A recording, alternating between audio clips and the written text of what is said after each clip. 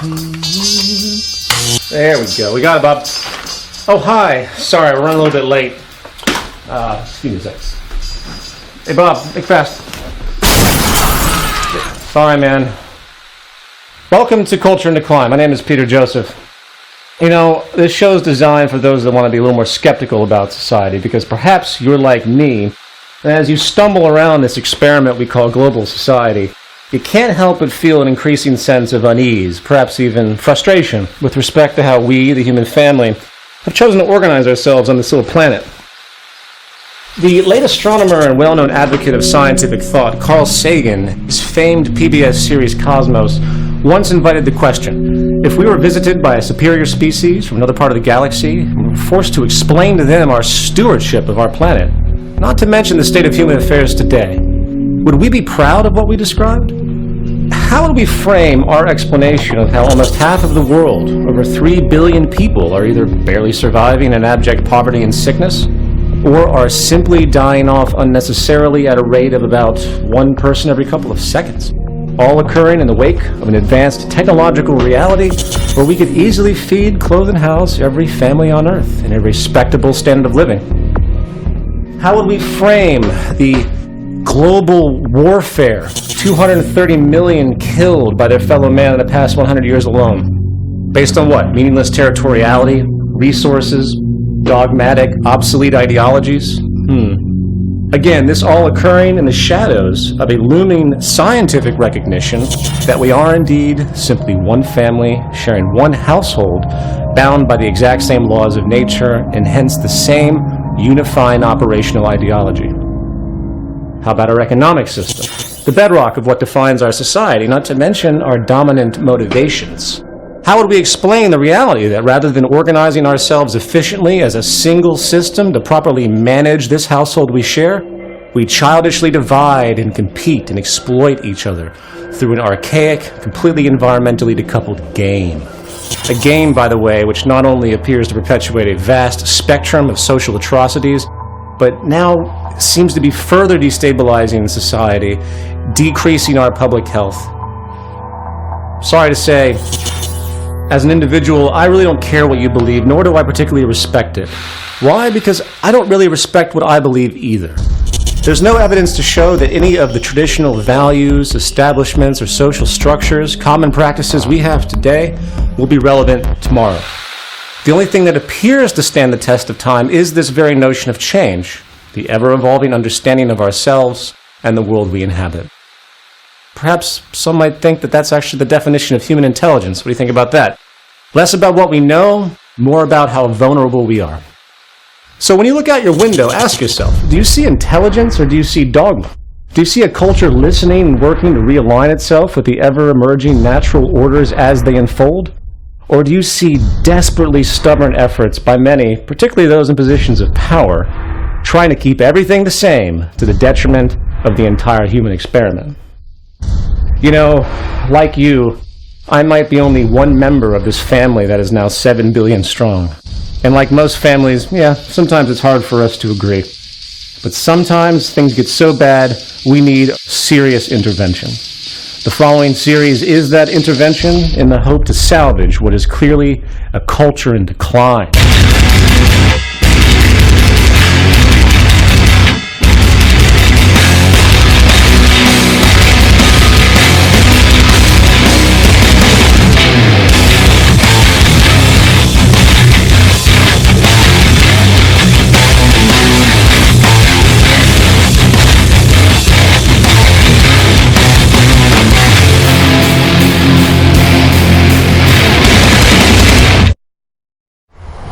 It's an election year in the United States, and some may say it's an election year for the whole world. Still the dominant empire, the United States political system has spent roughly $25 billion in the past decade alone. An amount of money, if averaged and distributed annually, could house and feed every homeless person in America, effectively ending the epidemic. Perhaps like me, by the end of this program, you'll find that money would be better well spent. Be that as it may, the 2012 presidential election is gearing up to be one of the most expensive and ostensibly important elections of all time, given the ongoing debt crisis, the unemployment crisis, and the vast destabilization we see across society. However, I'm not particularly interested in the left or the right, or am I interested in any candidate's political merit. What I'm interested in is the entire idea of global democracy in the tradition as it exists and how it is blindly accepted by the vast majority of people on this planet as being the only option to satisfy their interests and create good well-being and hence societal management in its optimum state. That's what interests me. So, rather than debate about who should be the next president, why don't we step back and consider some broader issues, such as, I don't know, maybe why we even have a president to begin with? What is this, medieval feudalism? I thought the days of kings, dictators, and giving one person enormous power was coming to an end. Or, more generally, doesn't it seem a little absurd to claim a participatory democracy when the public itself actually has zero say when it comes to the actual decisions made by those elected? It's bad enough that those voted in have literally no legal responsibility to do anything they might have claimed on the campaign trail, but if you examine history, you will find the historical fact that the public good has always been secondary to other interests. Mainly financial and business interests. Of course, this is common knowledge now, right? I mean, why did the US government, completely against all known public interest, allow the private banking system, a system which actually creates nothing, to be bailed out to the tune of $13 trillion? You have a $14 million oceanfront home in Florida. You have a summer vacation home in Sun Valley, Idaho. You and your wife have an art collection filled with million-dollar paintings. While the public was left out to dry with overflowing private debt, job losses, and a stagnating economy. You know, if we're going to persist with this silly little game we've concocted called the growth economy, where the movement of money defines everything, it might be a good idea to do the math regarding what might actually help this economic system operate at some passable level. Therefore, if you raise taxes on the so-called rich, you're really raising taxes on the job creators. And if the goal is private sector growth, you got to recognize that the best way to create that growth is to leave capital in the treasuries of the job creators. If that money spent on the bank bailout was spent on, say, relieving private household debt instead, while letting Goldman Sachs, JP Morgan, and all of the other technically meaningless, non-producing financial institutions experience the failure and bankruptcy they deserved, simultaneously nationalizing the entire U.S. banking system as a whole, the U.S. economy might have had a chance. Why? Because banks don't actually contribute anything. People with jobs do. You want growth in this type of system, you need jobs. You want jobs, you need demand, and demand requires people having free money to spend. So by helping the public debt burden, you would plant the true seeds of economic growth. Well, of course, as obvious as that may seem, many forget one thing. The bailout had nothing to do with helping the U.S. economy, nor does it or will it work to help any hurting, sovereign economy in the world. Why? Because we live in a plutocracy, not a democracy, and the only true power is actually behind the curtain, not in front. The financial and business powers not only own and control this country, they own and control the whole planet. And no, it's not a conspiracy, it's a value system disorder. As long as a dollar sign is associated with every blade of grass, every plot of land, every fleeting thought or invention, not to mention judging the merit of individuals for their right to life through labor, we should expect nothing less. Since the inception of the state itself, coupled with the underlying power of money as the ultimate driver of human decisions and hence persuasion, the true power has always been financial. And those little people you elect into office every couple of years, they have owners too. And don't you forget it. Democracy, is that something you believe in as it exists today in America? Well, when you say as in believe in, does it exist like forest fires or God or the devil? What is your opinion of the American democratic system as it exists? It's broken. It's deeply, deeply broken. Democracy goes, of course, to Greece, and it's the theory that the people own the government. And is it in practice happening in 2012 in this country? Not close. It's a corporatocracy. So all of this considered, let's now think a little more accurately about this whole democracy deal. Since the tradition of our democracy has to do with representatives elected to apparently do our thinking for us, a critical question becomes, where do these people come from? Why are they the ones on your TV and not others? Did you decide that these people are the best choices to compete for such critical leadership? Or have you noticed that the most pronounced candidates, especially the presidential, sort of come out of nowhere and through the media are given credence merely by repetition of exposure? The term democracy comes from the Greek demos, which means people, and krates, which means rule. And so the people of a given society express their opinions through votes, and policy is created by the majority's interest. It appears the process was formalized in ancient Greece and has been adapting ever since. However, it didn't take long for a bit of cynicism to emerge with respect to the process itself, given the fact that the entire basis of the idea assumes that the voting public actually is educated enough to know what they're doing. Franklin D. Roosevelt once acutely stated, "Democracy cannot succeed unless those who express their choice are prepared to choose wisely. The real safeguard of democracy, therefore, is education." Winston Churchill, on the other hand, was a little less forgiving, stating, "The best argument against democracy is a 5-minute conversation with the average voter."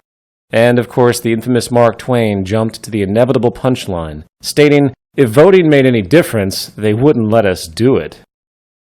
I would like you to ask yourself, if we were in the ruling class, the investment ownership class, to paraphrase Thorstein Veblen, and we wanted to preserve our interests against any interference, what would we do?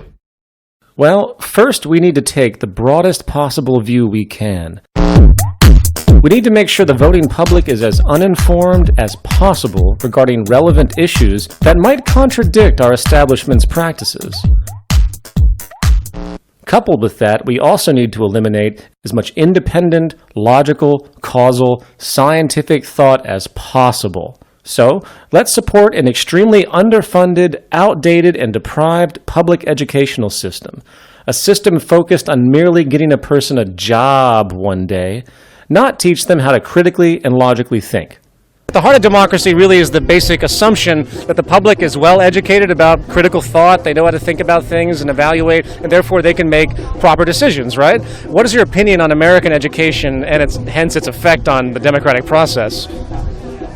I think that, we have multiple problems in the education in America. One, I think we're dealing with the dumbing down of America. And do you feel that this sort of poor educational system actually benefits the establishment? Oh, absolutely. Absolutely. Keep them stupid, keep them easily entertained. If they're uninformed, they can't fight back. However, to further reinforce this, we also need to push and reward belief systems that support passive obedience. Belief systems and values that are stubborn, irrational, and promote closed thinking. Religion becomes super helpful in this circumstance. Is it possible that religion is being politicized and that candidates are using it as a tool? I believe that God created the universe. And we're enjoined by Scripture and the Lord Jesus to oppose it with all our might. Let us not pray that God is on our side in a war or any other time, but let us pray that we are on God's side. May God bless the Seventh-day Adventist Church. I thank the God who loves us, the God who gave us life, who gave us our being. And so to every sailor, soldier, airman, and Marine who's involved in this mission, let me say, you're doing God's work. If people are groomed to be obedient and follow blindly, they are ripe to extend that obedience to others who claim authority. Check. Next, it's critical we recognize a unique sociological characteristic of the human condition, something we will call herd psychology. This is the tendency for us humans when faced with mass appeal to often behave in extremely thoughtless and malleable ways. In the words of Charles Mackay, famed author of Extraordinary Popular Delusions and the Madness of Crowds, "Men, it has been said, think in herds. It will be seen that they go mad in herds, while they only recover their senses slowly and one by one." However, this doesn't just apply to, say, a soccer riot. Such mob persuasion can be generated through simply shared cultural events. Remember September 11th? Talk about mass insanity. This event created an immediate crowd madness with fear and revenge. And it didn't take long for the U.S. government, and other governments in fact, to harness that madness and funnel support for draconian legislation and illegal invasions. However, this herd psychological tendency is not only very useful for implanting and guiding perceived issues of importance, it is also critical in setting rigid limits of debate, creating the tendency for those who begin to question beyond those limits to be ostracized and rejected by the herd itself. You know, if someone talks about a more equitable distribution of income in society, all the growth that has occurred in our country over the last decade or more has gone to the upper 1-2%. Fucking communists. If someone speculates about the obvious power manipulation and corruption, God damn it, I am so sick of these conspiracy theorists and their lies. The Federal Reserve does not collude for its own self-interest. And heaven forbid we get those do-gooders who want to actually apply modern scientific knowledge and improve society with it. Yeah, right. Feed, clothe, and house everybody on Earth with technology? Utopian jackasses. Remember, probably the greatest way to control human thought is to establish a deep fear of social rejection and associate that fear to culturally taboo subjects. So, that groundwork in motion, we now have to deal with the pesky problem that the public just might wise up enough and work to maneuver a person into political power that will cause us problems. Therefore, some more specific structural safeguards are in order. Basically, we need to make sure those unwanted candidates are unable to get anywhere near the major outlets for public digestion. And if they do, the practice is to treat them like freaks. Are you suggesting that heroin and prostitution are an exercise of liberty? What you're inferring is, you know what? If we legalize heroin tomorrow, everybody's going to use heroin. How many people here would use heroin if it was legal? How do we do that? With money. And our corporate constituency has plenty. We just need to make sure the use of this money for political influence goes uninhibited. In a U.S. Supreme Court 1976 decision, the freedom for a candidate to use unlimited personal money for their campaign was deemed legal, equating spending money with the right of free speech, in fact. What this translates to, in effect, is the removal of any regulated fairness of expression, and hence whoever has the most money has the most resources and hence effect. Perfect. However, let's secure this a little bit farther. Let's also make sure that our corporations are given the legal right to promote our little puppets without limit. Luckily, in 2010, our pals again at the U.S. Supreme Court confirmed that the government may not restrict political spending by any corporation in candidate elections, as they are, once again, protected by the First Amendment. So now we can buy mad ad space to promote whoever we want as much as we want, drowning the opposition in the media. And double check. Okay. Now, those broad measures in place, it is still important to control the basic unfolding of the electoral process from start to finish. The best way to do this is to create a false duality, the illusion of competition between parties. We need a two-party system that constantly argues with each other in general, but still upholds the basic elitist policies we need to maintain our advantage. The beauty of this dominant two-party farce is that it not only gives the public the needed illusion of choice, it more importantly oppresses those upstart third parties. As we know, these annoying self-righteous third parties have been troublemakers from day one.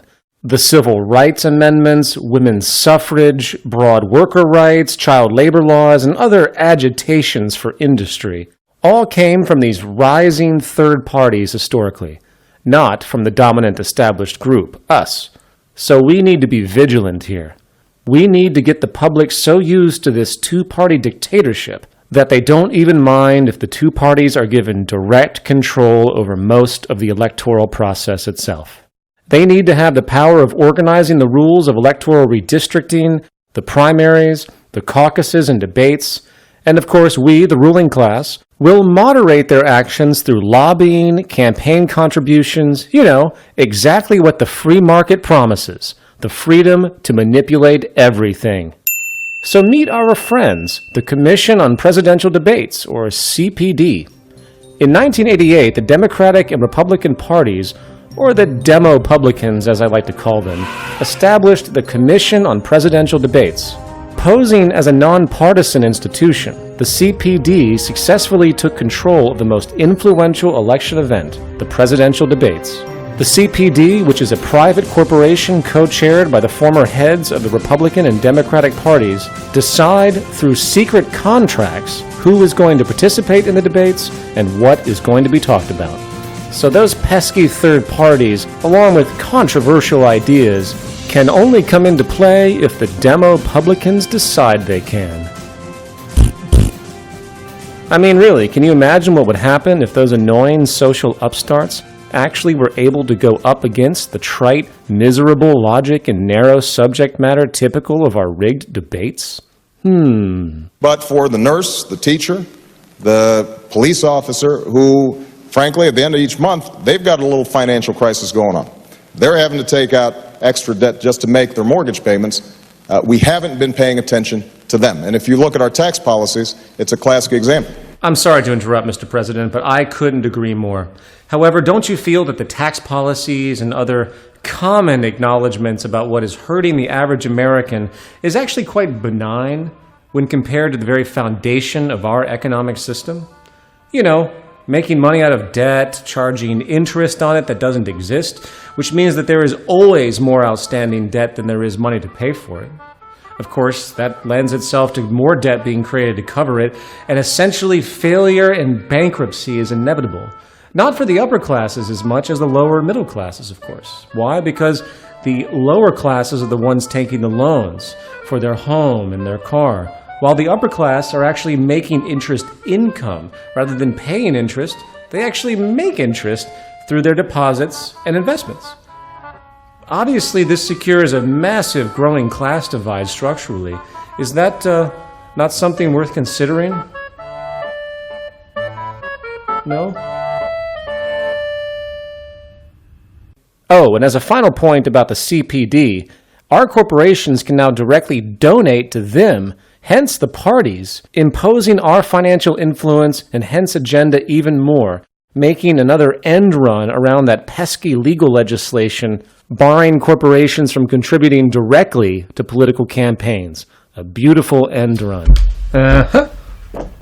However, nothing's perfect and you can't be too careful, and sometimes good old-fashioned time-tested tactics are needed, and nothing is as old-fashioned as good old direct electoral fraud. So let's get some of our corporate buddies to build some voting machines with really terrible integrity and get them in as many critical spots as we can. Yeah, I know it's sloppy. It has already become public that the machines can be hacked remotely with about $10 in materials and an 8th grade science education. But since most Americans are completely distracted by their debt, lowering standard of living, and ongoing job losses, the liberal media falls on deaf ears. So, let's recap.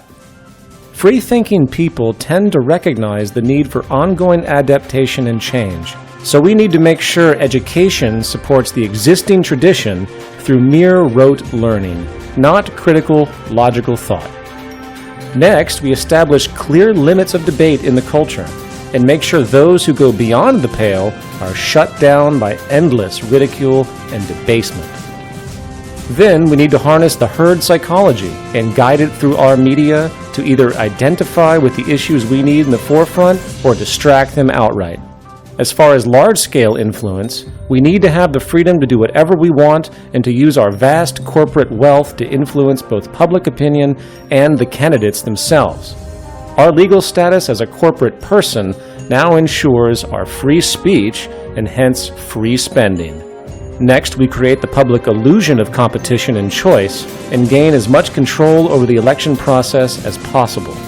Our Demo-Publican pawns, with our endless sponsorship and lobbying, now handles this well, including the restriction of public debate and the denial of all interfering third parties. And if that wasn't enough, screw it. We'll just reorder the ballot counts ourselves with the black box voting hacks in the most influential electoral states. And so it goes. You know, since the beginning of civilization, those in power have successfully restricted the interests of the majority by regulating their values, by controlling resources through money, not to mention controlling the very processes that exist to challenge them. Is it a conspiracy? Do such powerful men meet in dark rooms and work to figure out how to keep their power? Actually, no, not as much as you might think. You see, the hilarious thing about all of this is that such a process of manipulation is actually self-generating, justified in a step-by-step manner, with basic self-interest guiding the whole way. You see, the real corruption is not occurring in backroom meetings or at the docks. The real power resides in how you, the public, actually perpetuate, condone, and support the very underlying systems that oppress you. Final thoughts. Many watching this program's content will likely interpret the broad farce known as American democracy, or really the farce of global democracy, in fact, as a system in need of better regulation. The ACLU, Democracy Now!, Michael Moore, Occupy Wall Street, Annie Leonard, and other intelligent and outspoken activist institutions and figures seeking what they call change all actually operate within the same presupposition. If only we can better regulate monetary and corporate power, we can fix the world. No. I'm sorry to say that until the social premise itself, and hence the fundamental psychological drivers of our economy, imbalance, scarcity, narrow self-interest, exploitation, and competition, until those are altered to the extent that the system begins to reward and reinforce collaboration, human and ecological balance, efficiency, and sustainability, nothing is going to really change. In a sociological condition where everything is based on advantage over others, what we call corruption today isn't actually corruption at all. It's just business as usual. I mean, seriously, what did you people expect? In an economy where everything is for sale by the very ethic inherent, underscored by the false notion that we can't possibly work together intelligently to benefit all, no level of supposed corruption should surprise any of us. So, in short, to assume we're going to perpetuate this economic philosophy here and then contradict it over here with the idea that certain elements of society should be off limits from monetary manipulation and gain is completely naive and absurd. But don't take my word for it. Just sit back and watch the ebb and flow as we move from one set of corrupt, damaging practices to the next. Sure, we'll slowly fix a few issues with our in-the-box thinking, but until the whole system is addressed at its core, unfortunately, it's all mostly a waste of time, and improvement will be very, very little. And until we grow up to that level, sit back, relax, enjoy the show, and until next time, I'm Peter Joseph, an agent and victim of a culture in decline.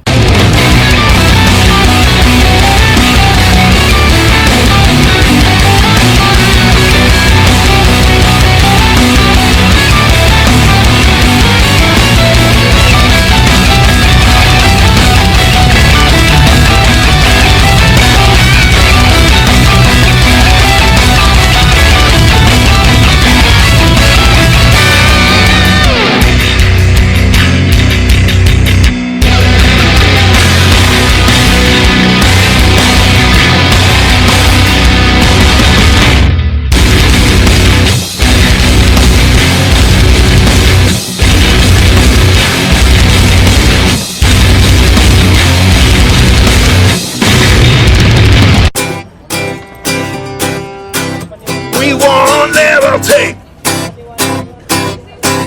not corporate tyranny.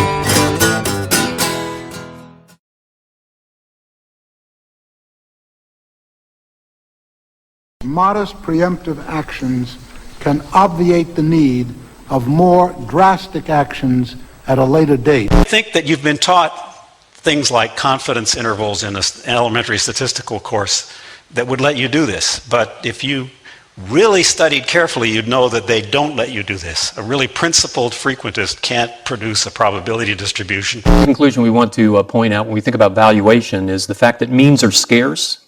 I alluded to this already, that As finite beings, we can't will our ends to be attained. Statistical description of the government's net of interest surplus. Deflation, they think that yields could drop to, say, less than 1% on the 10 years and less than 2% on the 30 years. That would effectively be a takeover of monetary policy by the Congress. Daunting, right? Might even make you feel stupid. Perhaps it's no wonder then, while even with the ongoing economic failures across the world, inequality, increasing poverty, debt collapse, bank failures, unemployment rising, very few today seem to be able to understand, let alone discuss, modern economics. Outside, of course, the delegation game, where the only attempt at solutions people know is the mere shifting around of the deck chairs on the Titanic, assuming some new politician, central bank policy, or corporate legislation is going to save the day. Well, some years back, after coming to the conclusion that our politicians, legislators, and established authorities just might be provably incompetent when it comes to the truly intelligent management of our society, I started to look for questions and answers on my own. Asking those questions about things that many today either seem to take for granted, ignore, or even worse, assume that they have no capacity or business investigating at all, since our credentialed authorities in control must be smarter, more informed. It's a sad staple of modern culture, you know, the old relax, turn on the TV, keep going into debt, and pump out a bunch of kids while you're at it, but most importantly, keep showing up at those jobs, which you have likely already fooled yourself into believing serve some legitimate social role. Remember, the 1% of the world that owns 40% of the planet's wealth did not get that way with you understanding how the world really works. Nevertheless, and such cynicism aside, I decided that I needed to start again, if you will, and ask some fundamental questions about stuff most simply have written off and forgotten. If you were to take a poll today of our species, asking what truly are the most fundamental questions that pertain to human survival and prosperity, such as, what really supports human life, how food grows, what energy is, what creates and reinforces good public health, what defines a useful or detrimental belief system, you can rest assured that the vast majority would have more concrete answers about baseball statistics, fashion trends, sitcom plots, and religious scriptures. Not to demean the cultural pleasures and creativity of expression that creates enjoyment in this life, but we have a distortion of priority that has proven incredibly detrimental to the future of our sustainability on this planet, where the majority facing clear mounting problems not only doesn't understand what the root of such problems really are, they don't even know what questions to ask. And today there is no greater destructive ignorance at hand than the vastly delusional concept known as modern economics. And it is in this fundamental context that I found the most interest. So what is an economy? Where does its foundational premise come from? What are we relating to exactly? How is societal organization finding a benchmark for itself? Is there a benchmark? What are we doing? And why does the discussion of this subject appear to be so elitist in its vocabulary and orientation? Is it really that complicated? Well, I became so tired of being called ignorant of the subject by self-proclaimed experts I challenged, I decided to take it upon myself to read the entire macroeconomics curriculum of Harvard University from the undergraduate to the PhD level, along with all the staples of influence, F.A. Hayek, John Maynard Keynes, Ludwig von Mises. And I'll tell you what, I'm really glad I did, because I had some very poor judgments that needed correction. Not so much regarding my views about economics, but that life is short, and I wasted an enormous, unforgivable amount of time reading this outdated, overly intellectualized gibberish. Shit. Bob, would you take care of that, please? The fuse panel. Be careful, man, it's not grounded. As the following episode will detail, modern economics is not true economics at all. It's a mere ideological philosophy built upon a series of presuppositions that have been given the illusion of permanence. There is absolutely no relationship to the scientific integrity of our knowledge of the environment built into this model. The monetary market system of religious belief is at the core of the vast majority of ecological and social imbalance we see in the world today. Sadly, it is in the face of normality, so many look past it. We might begin to see that this principal notion and practice is truly a problem in society, and to me, it is at the heart of a culture in decline.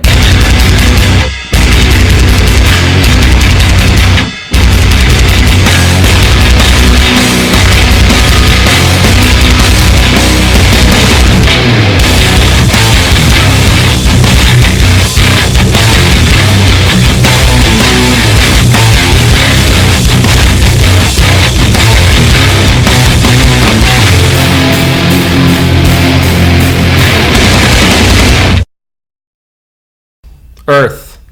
Curious little ball of rock, gas, and water, isn't it? Hard to believe this little bubble of chemical elements floating in space, basically powered by the sun, could give rise to our colorful yet rather troubling super monkey species. A species often appearing pretty serious in its interest to destroy its habitat. Though I should say, pretty serious in its interest to destroy itself. What is democracy? Got something to do with young men killing each other, I believe.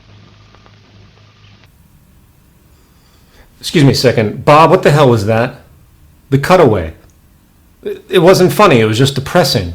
Couldn't you have found some guy shooting a bottle rocket out of his ass or something? I mean, you know what our demographic is and the point of this show, right?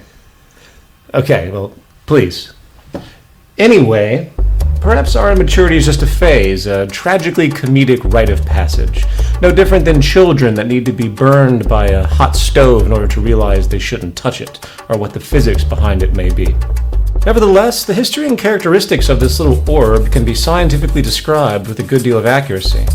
A couple billion years old now, a composite of gas and dust that resulted mostly from a large chemical reaction long ago, likely an exploding star or supernova. And over millions of years, this dust clustered into relatively big chunks of rock, a pronounced gravitational field emerged, our chemical elements were slowly reorganized, and conditions emerged to enable water and an atmosphere, which is what bred the first single-celled organisms. And so went the slow process of mutation into the very amusing circumstance we have today, us. Of course, you're free to believe whatever creation story you like, a rib from Adam, alien cross-pollination, primordial ooze. At the end of the day, the utility of such knowledge is quite small, and in fact, our little monkey brains might never have a complete picture of something so complex. Yet what we do know is that the universe is governed by laws, not moral or religious laws, but laws that were around long before we ever evolved a brain to understand them. Laws that very clearly point out that we either adapt to them and respect them, or we suffer the consequences. Such is the true face of God, the laws of nature. In many ways, the history of our universe is the history of our understanding of it. And we have come a long way as a species with respect to how we organize our lives around these rules. And likely the best example of this adaptation, or in many ways lack thereof, is how we think about economy, the foundation of our social survival. Many thousands of years ago, our super monkey brethren began to discover how to engage nature. We went from being completely at the mercy of the habitat, gathering our food with some hunting, living and migrating around the natural seasonal regeneration, to an agricultural revolution, learning how to cultivate food, create ever-sophisticated tools to ease labor, and, in effect, learn how to mimic nature itself. In fact, this new awareness and ever-increasing understanding to harness the processes of nature to our advantage is what has led to the vast technological innovation we see today. If nature is doing something, odds are we can understand how through these dynamic scientific principles. From artificial intelligence today, which works to emulate actual neurological processes, to molecular engineering, which uses the atomic logic to manually recreate material objects, to those now ever-important blood-shifting erectile dysfunction drugs, which, if you've been watching TV recently, must be the most epidemic health crisis in the Western world today. Since this revolution, human society became less nomadic, slowly merging into cities, and systems of labor specialization began to rise, along with means for exchange. Barter is a common example. You need some eggs? Maybe give some firewood you chopped up in exchange for the dairy farmer's work. Yet, such practices became cumbersome and impractical after a while, so the idea of using some rare, fancy rocks, like gold and silver, as a medium of exchange eased these transactions through a system of pricing goods in terms of their relative value. This gave birth to what we know today as the adjustable price system, which, through the public's aggregate patterns of exchange and production, creates a crude yet semi-workable logic where the prices of goods reflect the balance of supply and demand, otherwise known as the market or market value. Let me explain. When you stumble into the mall and buy the 85th generation iPoop 4G MP3 colostomy bag camera phone waffle maker, you are creating economic signal information that is used to calculate demand, local and regional preferences, and other resulting data in concert with the millions of other impulsive consumers who, having also likely bought the 84th generation just 2 months prior for twice the price, creates an aggregate flow of input data and feedback that allows for an ostensibly rational regulation of resource allocation, production, distribution, labor requirements, and of course price consensus in the market based on perceived supply and demand. Not to mention the general data of how the marketing team can screw you over even more later on. This mechanism is partly what the ultimate high priest of our current economic religion, Adam Smith, was alluding to with his invisible hand notion of causality in the free market. And in many ways, he was onto something. It does work in a limited context in a crude way. In fact, in the 1920s, an economist named Ludwig von Mises put forward the still high-standing claim that without the price mechanism, economic calculation and rational resource allocation and general organization would be impossible. He called it the economic calculation problem. However, things are much different today than they were 200 years ago when Adam Smith published his Wealth of Nations or when Ludwig von Mises made his criticism of central planning. The fact is, the argument has changed. The economic debate now is what is actually sustainable and progressive for the human species, not the mere mechanics of the movement of money. While it is true the price system might allow for the basic calculation of supply and demand data to help rationally allocate labor, preference, distribution, and the like, it ignores the real operational factors that relate to true, efficient, earthly management, hence the true definition of economy, which is optimized efficiency on all levels. For instance, there is no consideration for optimum resource allocation based on the material's most efficient purpose. Rational allocation of resources is not rational if the most conducive use of those natural materials scientifically is not directly considered and brought into comparison. There is no consideration for the organizational efficiency of technical production itself. And all you have to do is analyze the waste machine of globalization to see this insanity at work. There is also no consideration for regeneration needs or recycling protocols, a true requirement for responsible, rational resource use on a finite planet. Nor is there any true production or distribution efficiency in any optimized scientific sense, as such a means is, as will be described more so in a moment, also counter to the inherent logic of the market system itself. These, coupled with many other serious parameters needed for a truly efficient economy, are simply ignored, or even worse, assumed to be inherent to the price mechanism's function when they clearly are not. You see, the price mechanism's concept of efficiency translates the subjective mass interaction of consumers into the narrow assessments of regional demand, production, and distribution. It has nothing to do with how or why the methods of industry are what they are. Such factors are left up to the whim of the producers, operating for profit alone, completely decoupling from the natural regulation of scientific principles of sustainability. Oh man! You see, at the core of the economic calculation problem is really the argument that we are completely irrational, that we can't possibly be organized in a way that is structurally efficient. We're too insane, essentially. Therefore, we have to have a general economic anarchy to organize our society, and there's no other way around it. Bullshit! Again, today is very different than it was prior, and a quick review of modern computer programming and systems engineering will tell you that not only can the algorithmic intelligence of our sensory and measurement technology today, coupled with synergistic computer calculation, orient all the previously existing factors taken into account by the price mechanism as we know it, the truly relevant yet missing factors for optimum efficiency and sustainability could be brought into the equation. This would be the making of a true economic calculation for industry, not the crude, truncated data put forward by price alone. So coming back to our household, the Earth, what is this thing really? It's a system. It's a system of symbiotic laws. And at the core of all principles of sustainability is recognition of the largest order system we can find for reference. The price mechanism on Bob, what was that? Jesus Christ, Louis. Bob, why didn't you tell me Louis was here already? Ladies and gentlemen, we have a special guest here on Culture and Decline, our local guru, Louis the Logic Gremlin. Louis has a severe impatience for anything illogical. And he works to... Okay, Bob, you gotta get the goddamn demo publican back in his cage or Louis gonna freak out. Oh, shit. Cut the camera.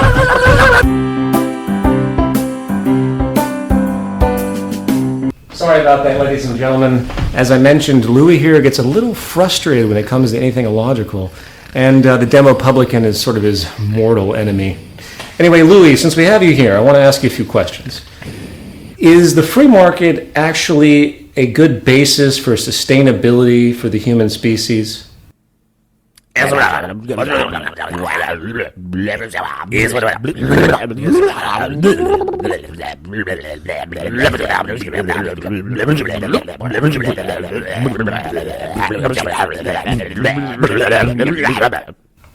Okay, yeah.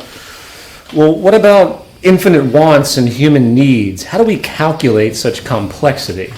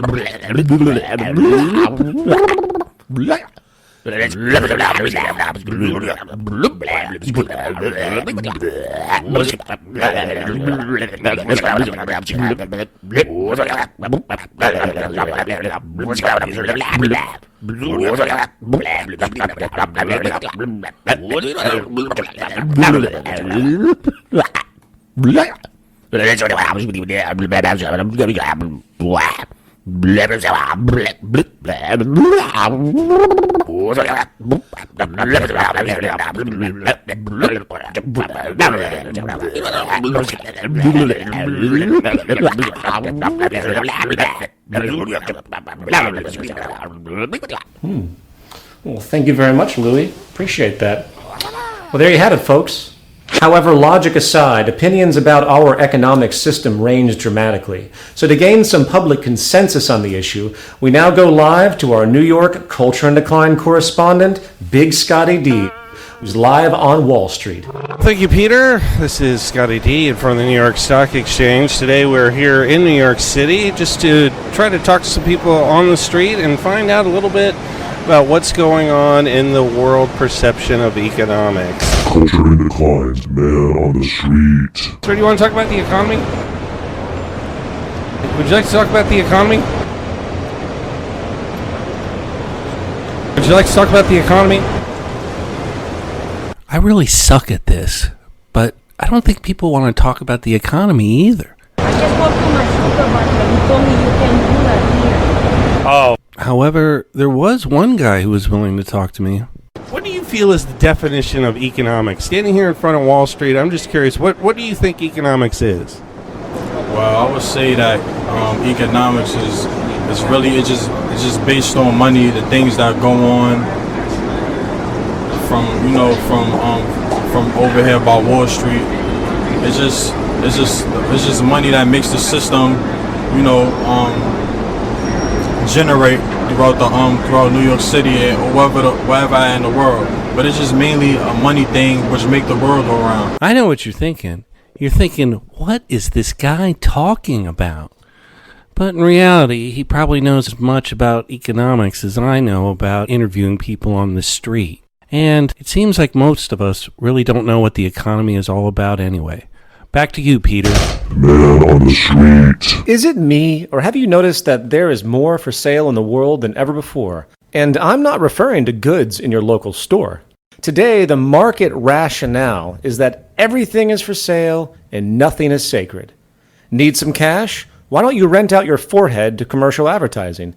Or better yet, why don't you buy the life insurance policy of your elderly neighbor, and when she dies, you can get a nice payout. Yup, it's legal. Or maybe it's the little things that make you happy. So rather than put that blow-up doll in your car to use the carpool lane,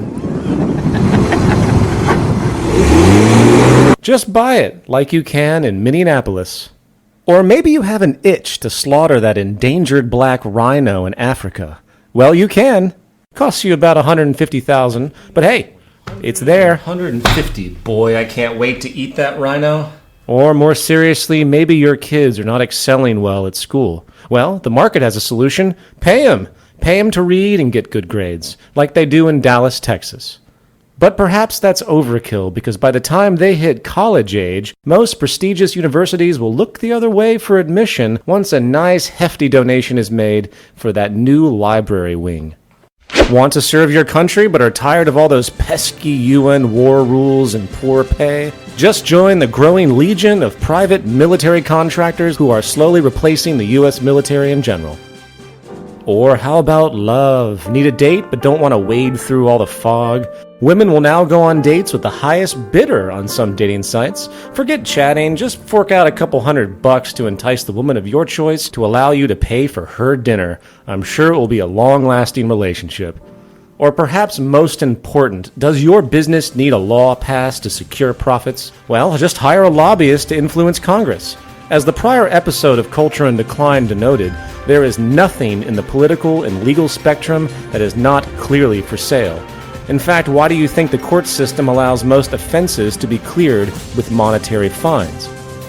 But even if you do something really bad and you're stuck in jail, don't fret, because in some cases you can pay about $80 a night for a nice upgrade to a clean, quiet jail cell in the nice area of the prison. You name it, you can buy it, and nothing is sacred.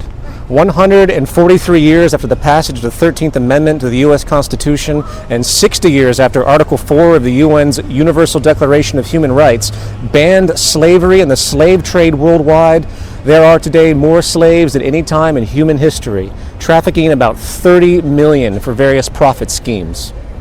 But what about ethics, you might ask? Well, what about it?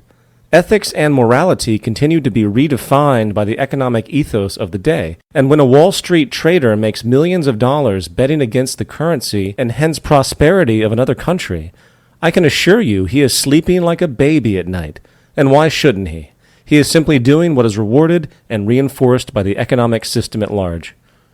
You see, the market's inherent psychology has nothing to do with anything except its own perpetuation. When you hear politicians tell you that they are invading some poor country to bring freedom and democracy, you need to understand what those words really imply. The freedom they bring is market freedom, and the democracy they bring is the democracy of purchasing power. The freedom of using money for influence. The freedom to, in fact, restrict the freedom of others. However, let's get back to this technical stuff. Putting aside the distortion of market rationale that now puts everything for sale, putting aside the false premise that the price mechanism actually properly calculates the true attributes of a sustainable and efficient economic practice, and putting aside the basic value system disorder radiating out of the overall basis of unfolding, let's now take a little quiz. Welcome to Modern Economics 101. Question 1. If you lived on a planet with finite resources and an expanding population, would you encourage an economy based on the need for growth and consumption to keep everything going? Correct answer? No. The fact that our economy literally requires constant consumption and growth to keep GDP afloat and people employed is the hallmark of not an economy, but an anti-economy. Question 2.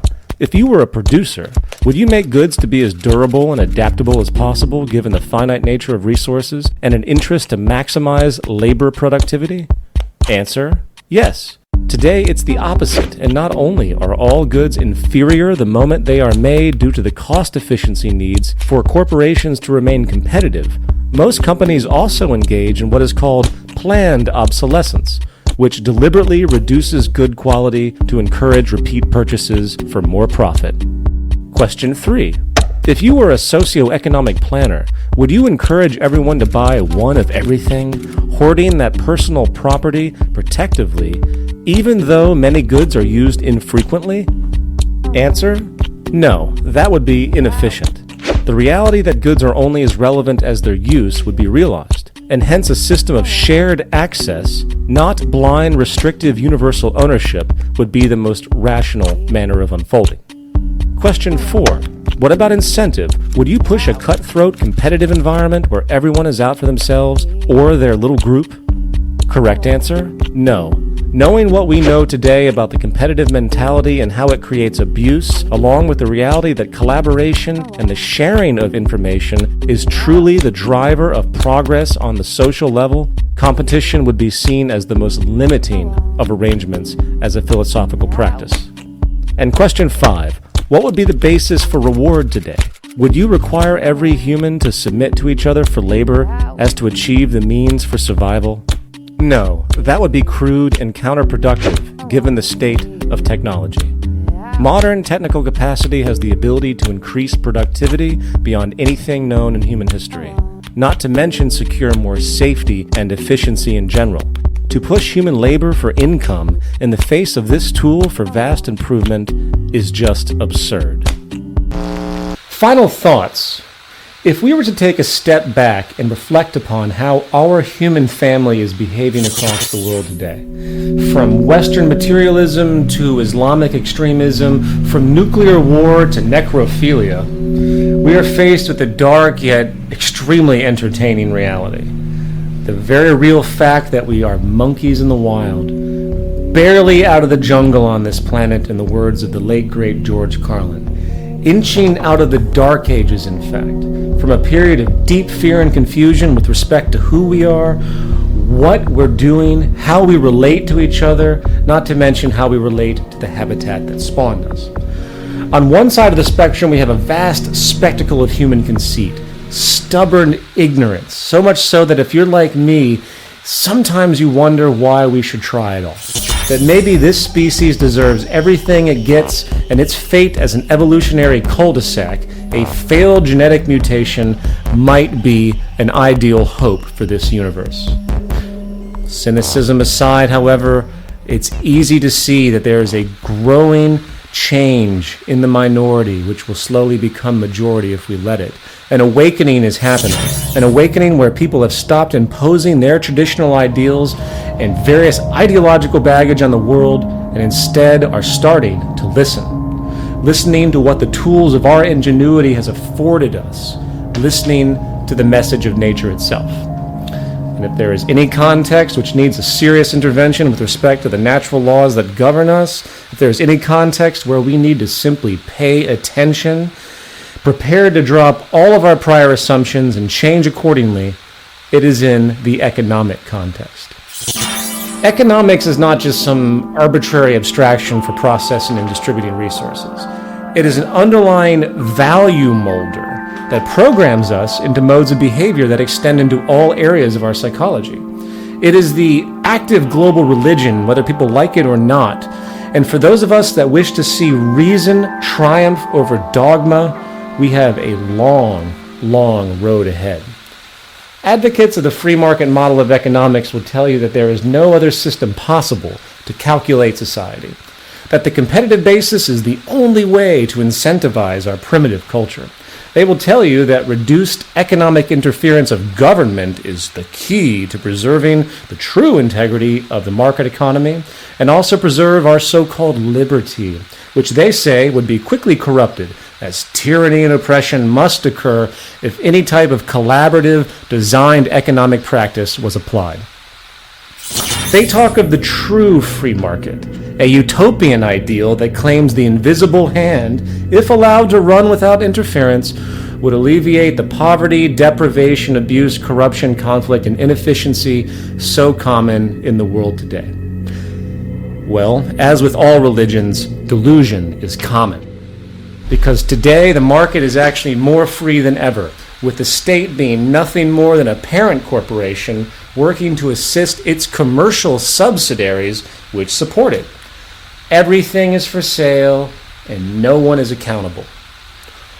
All natural laws and physical realities that would comprise the basis for true technical, earthly efficiency and awareness and reasoning that, if allowed, could literally transform the world into a place of vast abundance and prosperity never before seen, have been buried and dismissed, only to be overshadowed by a certain kind of efficiency, market efficiency, an efficiency that tracks money and money alone, an efficiency that is literally decoupled from everything that supports and secures life itself, an efficiency that is circular in its reasoning as it has no recognition of the physical laws of nature.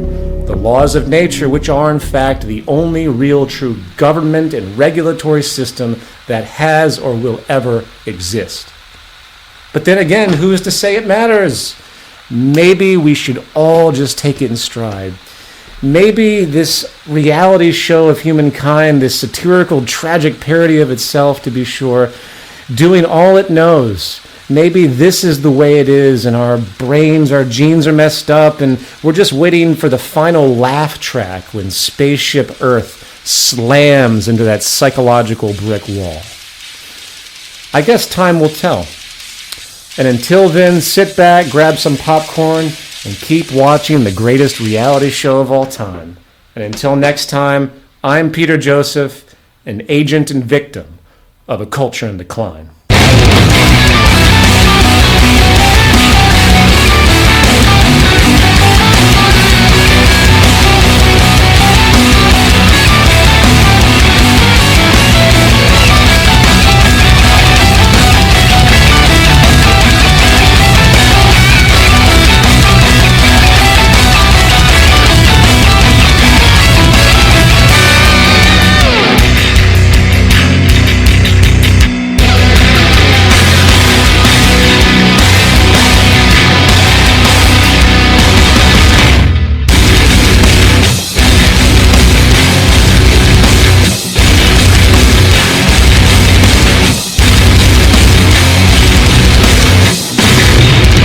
Would you like to talk about the economy?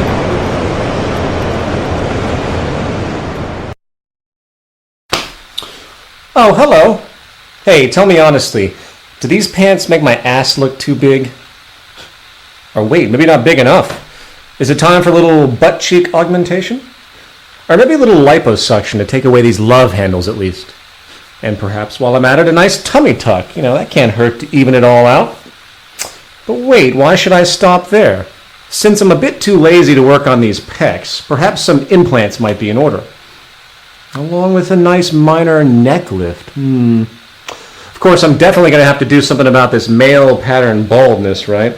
What's that? An eyebrow lift? No, I don't know if I want to look all alert all the time. Rather, I think I'm going to finish off with a plethora of Botox injections that tighten up these wrinkles. You know, Botox, that chemical neurotoxin that temporarily paralyzes your nerves for the illusion of youthfulness. Marshall McLuhan once said that the last thing a fish would ever notice in its habitat is the water. Likewise, the most obvious and powerful realities of our human culture seem to also be the most unrecognized. And it is only when we take pause, often at the risk of social alienation, to question the foundational principles and ideas to which our lives are oriented, does a dark truth about our supposed normality become more clear. Today we live in an ocean with enormous waves of status obsession, materialism, vanity, ego, and consumerism.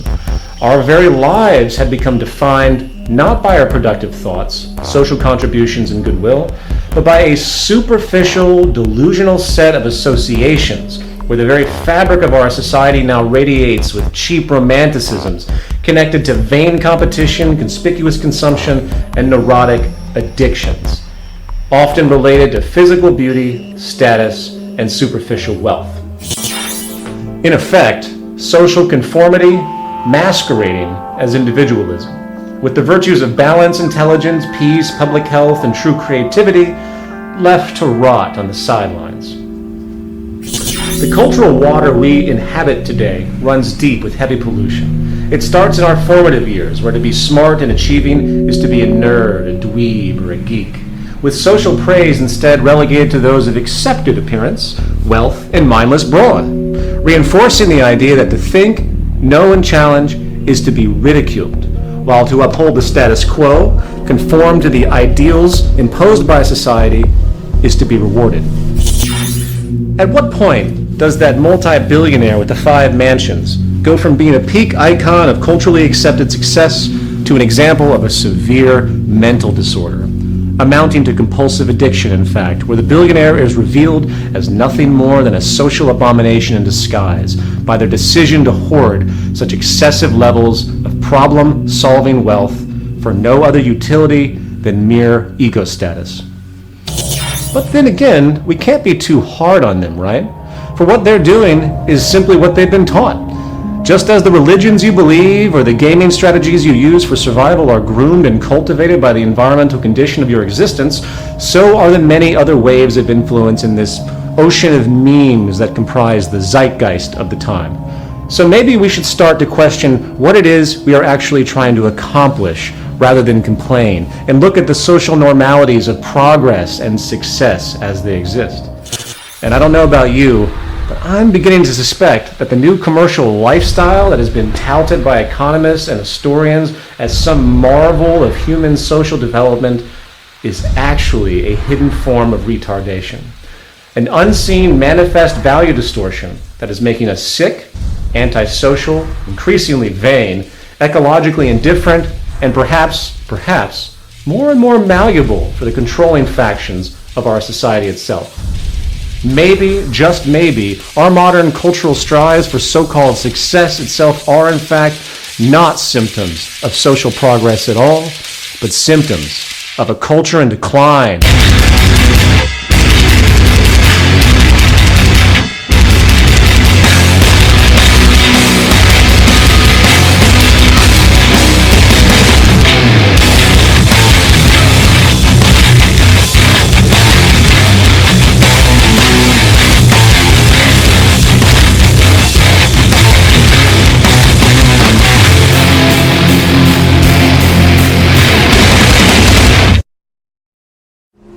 A new disease has struck America, rapidly moving across the world. A disease largely unknown in earlier periods and almost entirely unnoticed by those who carry it. A disease spread not by a physical virus or genetic predisposition, but through cultural memes, ideas which are in fact infecting minds, growing and mutating in various strains, inhibiting the mental well-being of many. It's called CVD, Consumption Vanity Disorder. It's a plague of modern society which not only pollutes the minds and values of those infected, it is also turning our world into a cesspool of mini-malls and self-image disorders, wasteful materialism, and belligerent social transgressions. So I've been working with these girls for a few years now. What many don't know about CVD is that many substrains or mutations have occurred. These women here suffer from HGS, or hot girl syndrome. So I see we have a few new faces here. Would anyone like to introduce themselves? I moved to Los Angeles a couple of years ago, and I started noticing weird changes happening to my body. Like my skirt started getting shorter and shorter, and I started spending more and more on cosmetics and heels and like cheap jewelry. And then the Botox injection started. And I just couldn't stop. My lips got more and more pouty. And by the second or third buttock augmentation, I was looping DVD reruns of America's Next Top Model and extreme makeover 24/7, dating one hot football star douchebag after the other, and the next thing I knew, I was on the cover of Vogue. It's okay, honey. I was on the cover of Vogue, too.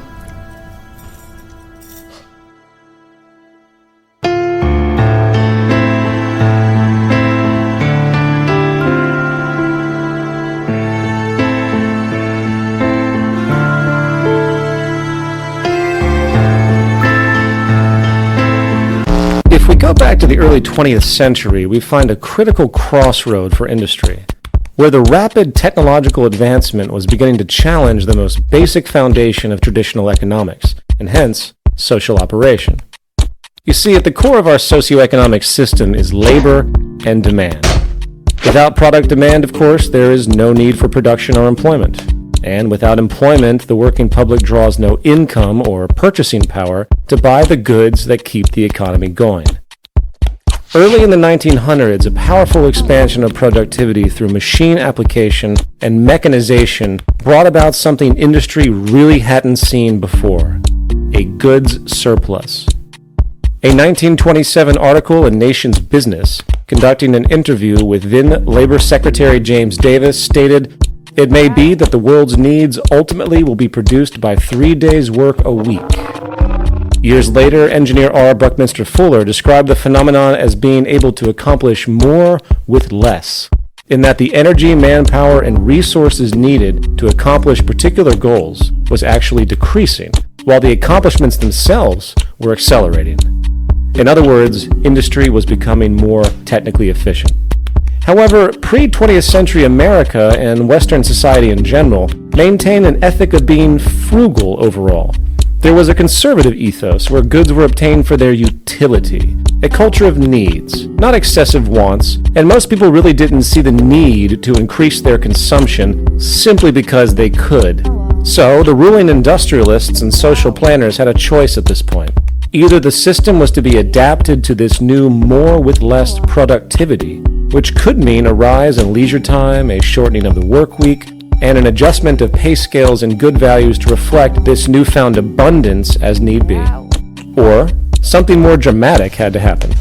The very underlying values and affections of the culture would need to be altered, where the very idea of consuming became a utility in and of itself, to consume for the sake of consuming, in order to maintain the status quo.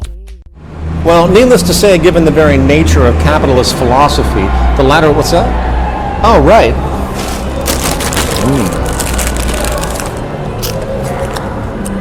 Well, needless to say, given the very nature of capitalist philosophy, the latter idea was deemed to be the only rational option. The current ruling ethic of ever-increasing profit and gain by industry could not be compromised.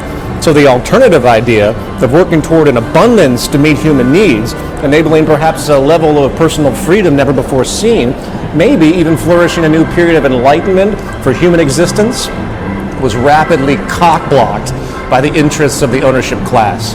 And the world you see around you, full of ever-increasing bullshit, vanity, materialism, waste, debt-locked wage slaves, conflict, and impulsive, mindless consumption has been the result. The holiday shopping season got off to a violent start. A temporary Walmart worker was trampled to death by shoppers eager for post-Thanksgiving bargains. The man dashed into a Walmart store, knocked shoppers to the ground near Grand Rapids, Michigan at 5 in the morning. Despite several people falling to the ground, shoppers charged ahead. Girl, push one of my kids out, we'll stab one of you mother...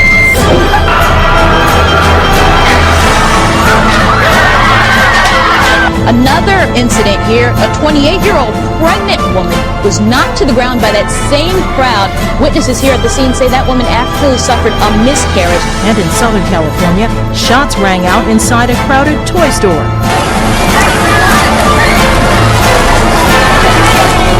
We say that a woman sprayed fellow shoppers. This actually happened with pepper spray. Meanwhile, those who knew Damore call his death senseless. They act like animals. Just to buy something for $5, say $5, they actually murdered this guy. How long have you been out here? I've been out here 3 days. In your own words, what brings you here? TVs. My kid wants what they wanted an iPad, I believe, the Samsung. But what happened was that they don't sell on that half price. That's too bad. So, a lot of pushing and shoving happens in the stores. I remember seeing some stuff on the news. Have you ever had that experience before? Not on Black Friday at a music concert, but I know how it feels, so I'm prepared. So you're ready to push people back? Pretty much. What do you think of this kind of like impulsive sort of consumerism that gets really forceful sometimes? I don't know. I feel like it's going to be a lot of stress for everybody. Meet Eddie Bernays. He is considered the father of modern advertising, most famous for turning the largely abhorred word propaganda into the fluffy, warm euphemism public relations. Bernays haphazardly took popular ideas from Freudian psychoanalysis and began to apply them to advertising campaigns. The idea was simple: link and exploit the very primitive social urges common to most humans, such as sexuality and status, to a product. Seems so much longer than last year. It is. Nearly 4 inches longer in some models. Oh! Goods were to become less relevant in their utility and more of a symbol representing one's identity or individualism, effectively turning mere wants into emotional needs. Bernays was a response to a growing call by industrial leaders to reprogram society and create a new consumer culture. Charles Kettering, director of General Motors in 1929, wrote of the need to keep the consumer dissatisfied. Wall Street banker Paul Mazur said, "We must shift America from a needs to a desires culture. People must be trained to desire, to want things even before the old have been entirely consumed. We must shape a new mentality in America." And it worked. Technological innovation in radio and television helped further this end by a saturation campaign throughout American society, which quickly spread across the world. Advertising no longer was about describing, say, the function of a good and its inherent integrity. It was now about social manipulation, creating inferiority, shame, guilt, and false problems that could only be resolved by submission to purchase. Over an 80-year lifespan, we watch 15 and a half years of television on average. 15 and a half years of having our brains liquefied and sodomized, zombified, and then glorifying products and nonsense. And that screws with us, because advertisements are assholes. They're assholes. Imagine if an advertisement were just a regular guy walking up to you on the street, just going, "Hey, you, hey, if you wore these jeans, then the hot girls would really do you." I mean like hot girls, not that ugly broad you call a girlfriend. And by the way, could you mention to her that she needs to lose a little weight and do something about her hair? And she could do it too if she would just use these diet pills and this hair gel. And by the way, both of you guys should probably be smoking these cigarettes and drinking this beer. Then you'd be really cool. Although your teeth are looking a little yellow, but we can fix that if you would just use this tooth whitening shit. And then the hot girls would really do you. And by the way, are you happy with your penis size? If you are, that's cool. A lot of guys are happy with fun size. Is that what you call that? Fun size? A lot of girls like that. I mean, I haven't met any, but I bet there are some. But if you change your mind, all you'd have to do is take a couple of these babies, and soon you would have to call up guys to help you carry your junk around like a train on a wedding dress. But how are you going to call your junk carriers with that crappy phone you got there? You should be using this phone with the swipey bullshit technology that makes other people feel like they're better than you just by owning this phone. And they are. They are better than you. Oh my God, all this stuff you need and don't have is making me anxious. Is it making you anxious? Is it? Are you anxious now? Are you? Well, then all you'd have to do is take a couple of these, and in 2 weeks' time, you would feel better than anything. Plus, bonus side effect, these pills also make your ass hair shiny and more manageable with extra bounce.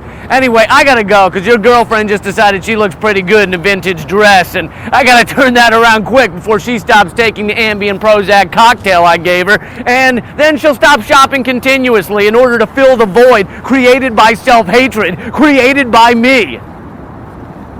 Would you hang out with that guy? You see, at the core of advertising is the exploitation of our deep social nature. It turns the empathic community identification into a weapon of external judgment and relative insecurity. In fact, some years back, a multi-year study where Western television was brought into a culture which had never experienced it before was conducted on the island of Fiji. By the end of the observation period, the effect of materialistic values and vanity took a powerful toll. A relevant percentage of young women, for example, who prior had embraced a style of healthy weight and full features, became obsessed with being thin. Eating disorders, which were virtually unheard of in this culture, began to spread, and women specifically were transformed. But let's return to our history lesson. This vanity, materialism, and obsessive consumption neuroses, as powerful as it is, was not quite enough to ensure the stability of the capitalist religion and the ongoing benefit to the ownership class priests. The engineering of consent through advertising aside, the technological age brought another nasty problem for business: increased product efficiency. Not only was production moving faster than traditional consumption, the actual quality of individual goods were increasing as well, due to scientific advancements in design, making needed repeat purchases increasingly less common. Well, this was no good. Remember, the core driver of labor, profit, and consumption, hence the core driver of our economy in general, is scarcity and inefficiency. In fact, the enemy of the market economy has always been competency, and the better and long-lasting a good is, the worse it is for industry. So the water broke, and planned obsolescence was born. In 1932, industrialist Bernard London propagated a pamphlet entitled Ending the Depression Through Planned Obsolescence, where the idea of universally making poor goods to generate more labor demand and growth seemed logical.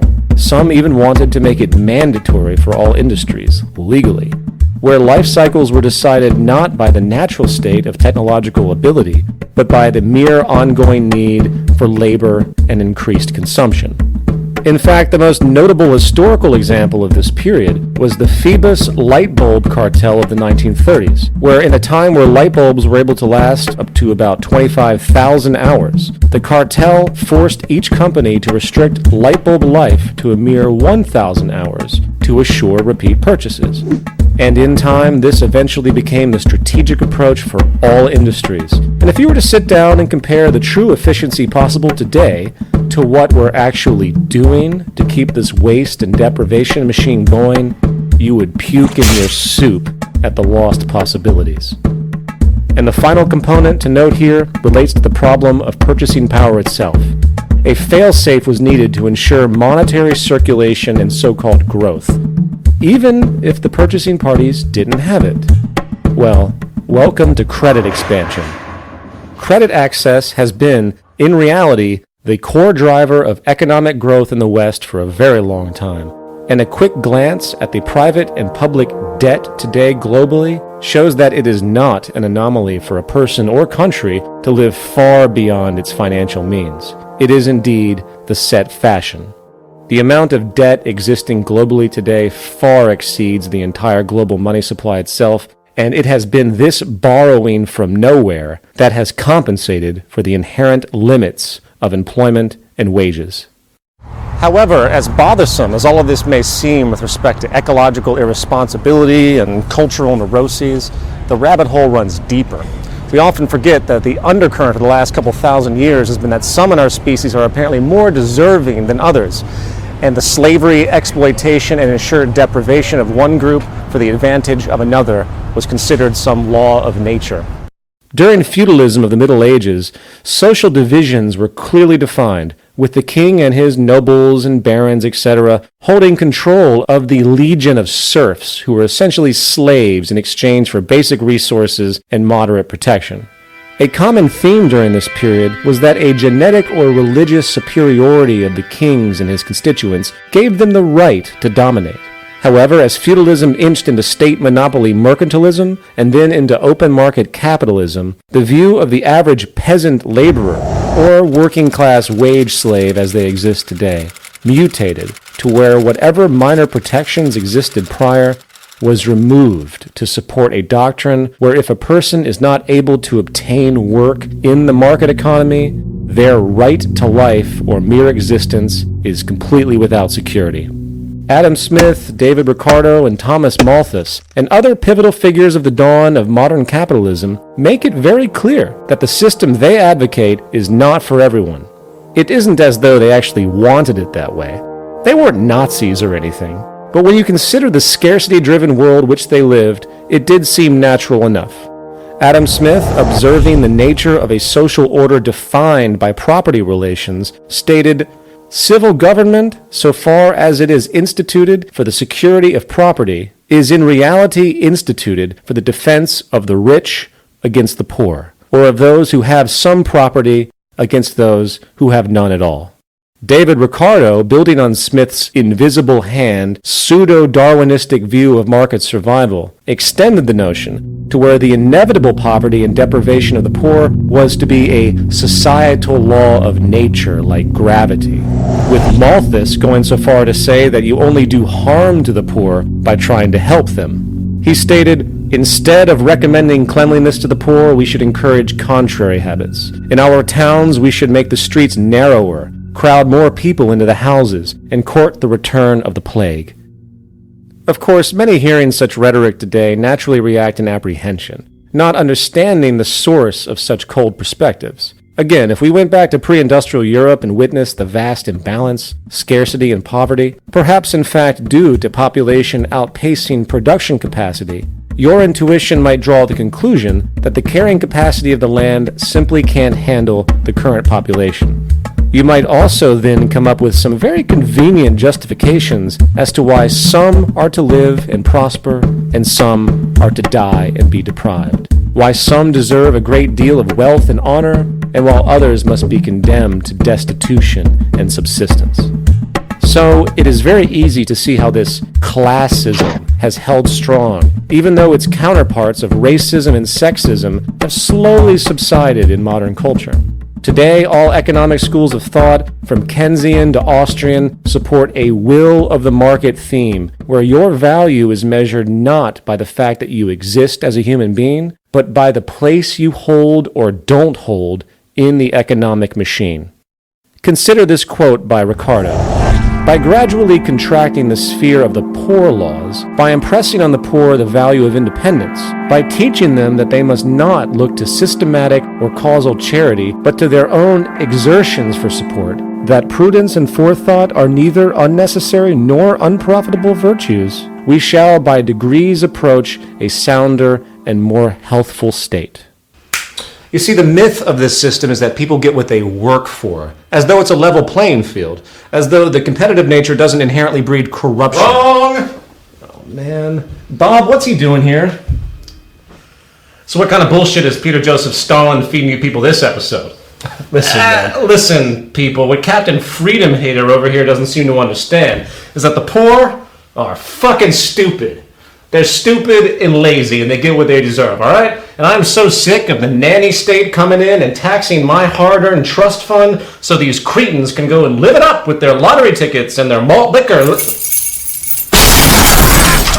Sorry, Bob. You all right? Put him back in his cage. Now, it is at this point you might be asking, what does any of this have to do with consumerism? Well, if you understand the traditional ethos of market capitalism and how it refuses to accept the possibility of taking care of everyone, coupled with the resulting delusion that those who do end up benefiting most must be smarter and more worthy of existence than others, as though it's some law of nature, the role of consumer culture today takes on a very different purpose. It exists as a powerful means of social control and maintaining the status quo of class division and subjugation. It helps perpetuate a trend that has been around for a long time, since the age of ordained kings who were destined to rule over and exploit the weak masses. You see, the individualistic material selfishness glorified today not only perfectly accentuates the classic economic values of Ricardo and Smith, it also reinforces modern neoliberalism, where the view of detached, independent, narrow self-interest and narcissism is held as deeply sacred, while any attempt at working towards a broad social consideration, working towards a community environment, is heretical. Simultaneously, it compounds class division, since the consumer culture has created an abstract sense of competition and status where to have more than others is equated to success. Suddenly, 1% of the population owning 40% of the planet's wealth is even more vindicated, along with how one can step over homeless people on the street and assume that they must be that way because of their own lack of initiative, laziness, or general inferiority. Modern consumer culture, the consumer vanity disease, ensures that the public remain distracted and at war with itself. It ensures that profits from these wasteful and unnecessary purchases, driven by emotional dissatisfaction, will continue to perpetuate and justify the wealthy elite. And it ensures that the poor and miserable of the world will be kept in their place, because guess what? It must be some law of nature. Final thoughts. Likely the most hijacked and delusional concept in the world today is that of freedom. In political poetics, historically, it went from a general interest to ensure quality of life and remove oppression, really, to a marketing gimmick to sell you things you don't need to ensure the integrity of an inherently elitist, corrupt political economy. I don't know about you, but I really don't give much of a shit about how many different kinds of toothpaste or deodorant I can choose from in a grocery store. While I'm given simultaneously the farce choice between two politicians clearly of the same breed in an election. I really don't care much for the freedom of being able to concoct, say, a grande white mocha double espresso non-fat steamed milk stirred unsweetened caffeine-free jerk me off slap my ass latte with extra whip at Starbucks. You see, the best form of social control is the kind where the illusion of choice actually persists, and the consumer vanity obsession rampant across the world now embodies the new form of democracy. Forget about the oligarchical plutocracy that continues to rule and destroy the world. Just focus on the rich celebrities on the cover of that goods catalog masquerading as a literary magazine. Forget about how financial and monetary gain is a measure of success and how delusional it really is, for the psychological phenomenon of relative deprivation has shown that having more and more luxury often does not make you happy, only more neurotic, insecure, and antisocial. Forget about the ever-increasing use of antidepressants and other mental health disorders that have emerged around our material society, and do what many do instead. Go shopping! Today, the act of shopping really has become a form of therapy for people if you're paying attention, an artificial means to feel better about oneself. And forget about the reality that the greatest lie behind the political system is that there can exist political equality in the wake of perpetual economic inequality. The fact is, the toxic condition that we've created around this new materialistic freedom is at the root of the vast waste of not only the Earth's resources, but the vast waste of human potential and human integrity itself. The more you own, the more you're owned. And as an aside, everyone's beautiful when they smile. Sorry, ladies and gentlemen, I'm late for my pedicure. So until next time, keep those eyes glued to the worst yet greatest reality show of all time. My name is Peter Joseph, and I, like you, am an agent and victim of a culture in decline.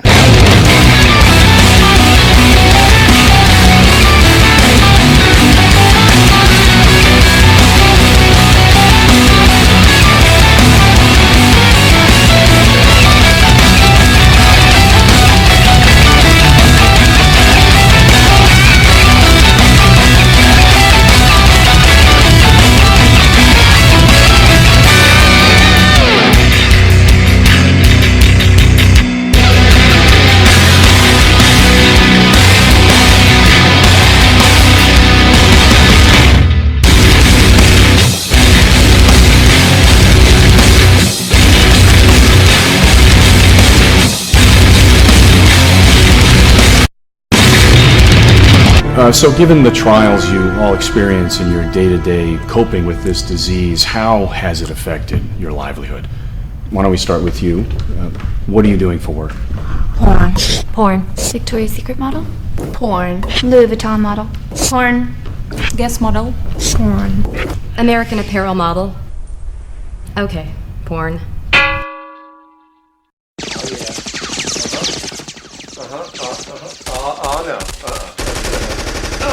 Shit.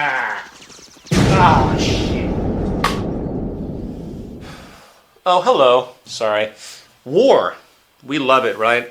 Blowing stuff up, watching people suffer and die. It's exciting. I mean, violence, domination, retribution, and other attributes of this competitive, warring fascination clearly dominates our media, with films, television, and other expressions constantly glorifying and reinforcing this gesture of conflict. In fact, it has been found that by the time an average kid reaches the age of 14 in the West, he or she has visually witnessed over 8,000 depicted acts of murder. So given all of this, it might make you wonder, does art imitate life, or does life imitate art? Likewise, isn't it interesting how most of us in America sleep quite well at night, while our military forces routinely invade, slaughter, and steal from other nations at will? As of course, all global empires have done historically. With this time a global civilian death toll well over 1 million in the past decade alone, many of them women and children.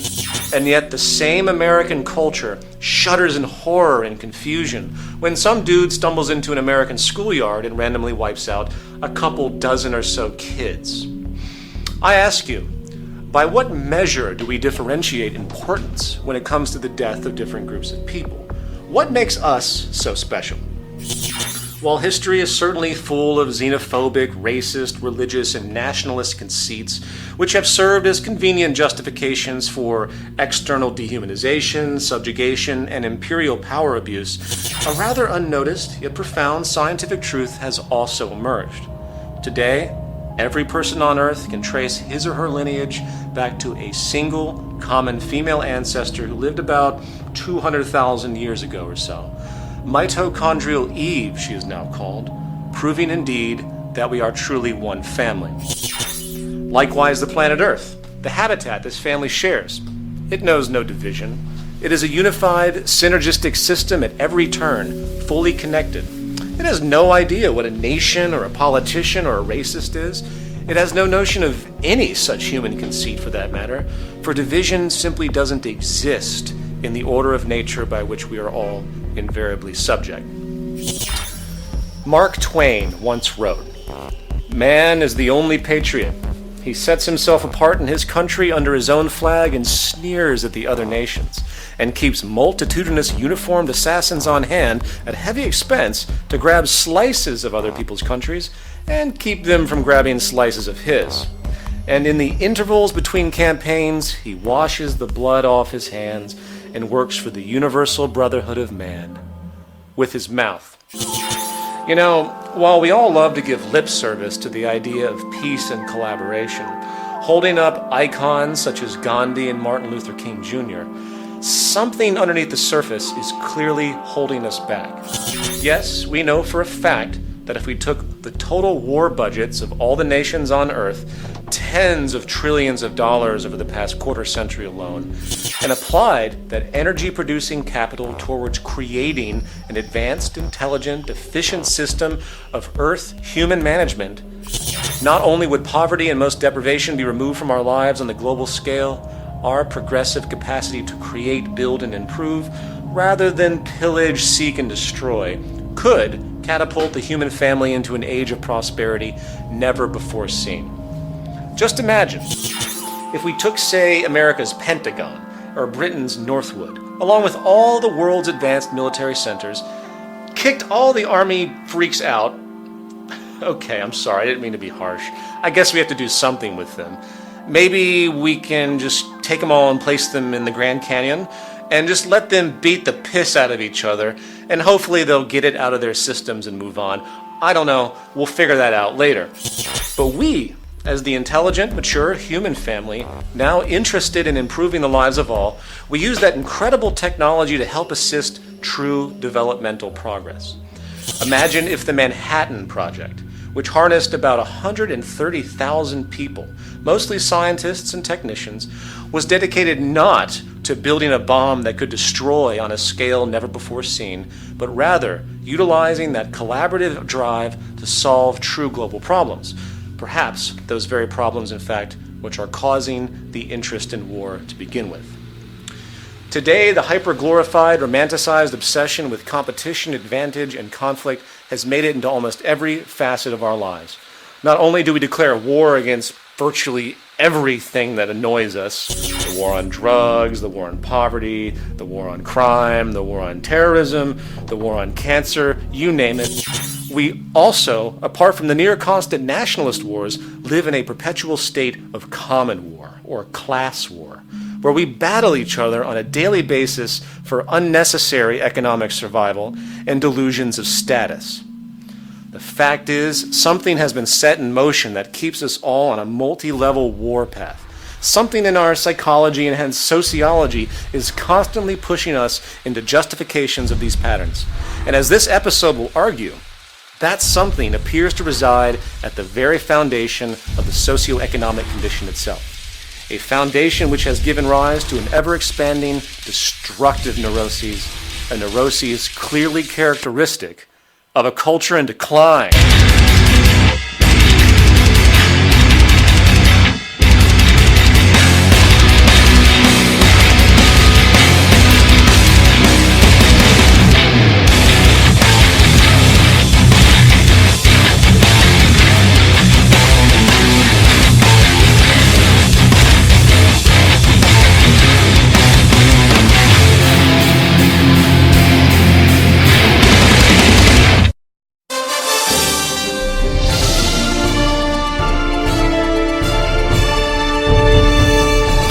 This just in, the president has finished an emergency session at the White House where he announced that the security focus of his administration will be moving away from the global war on terror, instead focusing all available resources against something the administration has deemed a larger threat to U.S. and international security than anything recognized before: nature itself.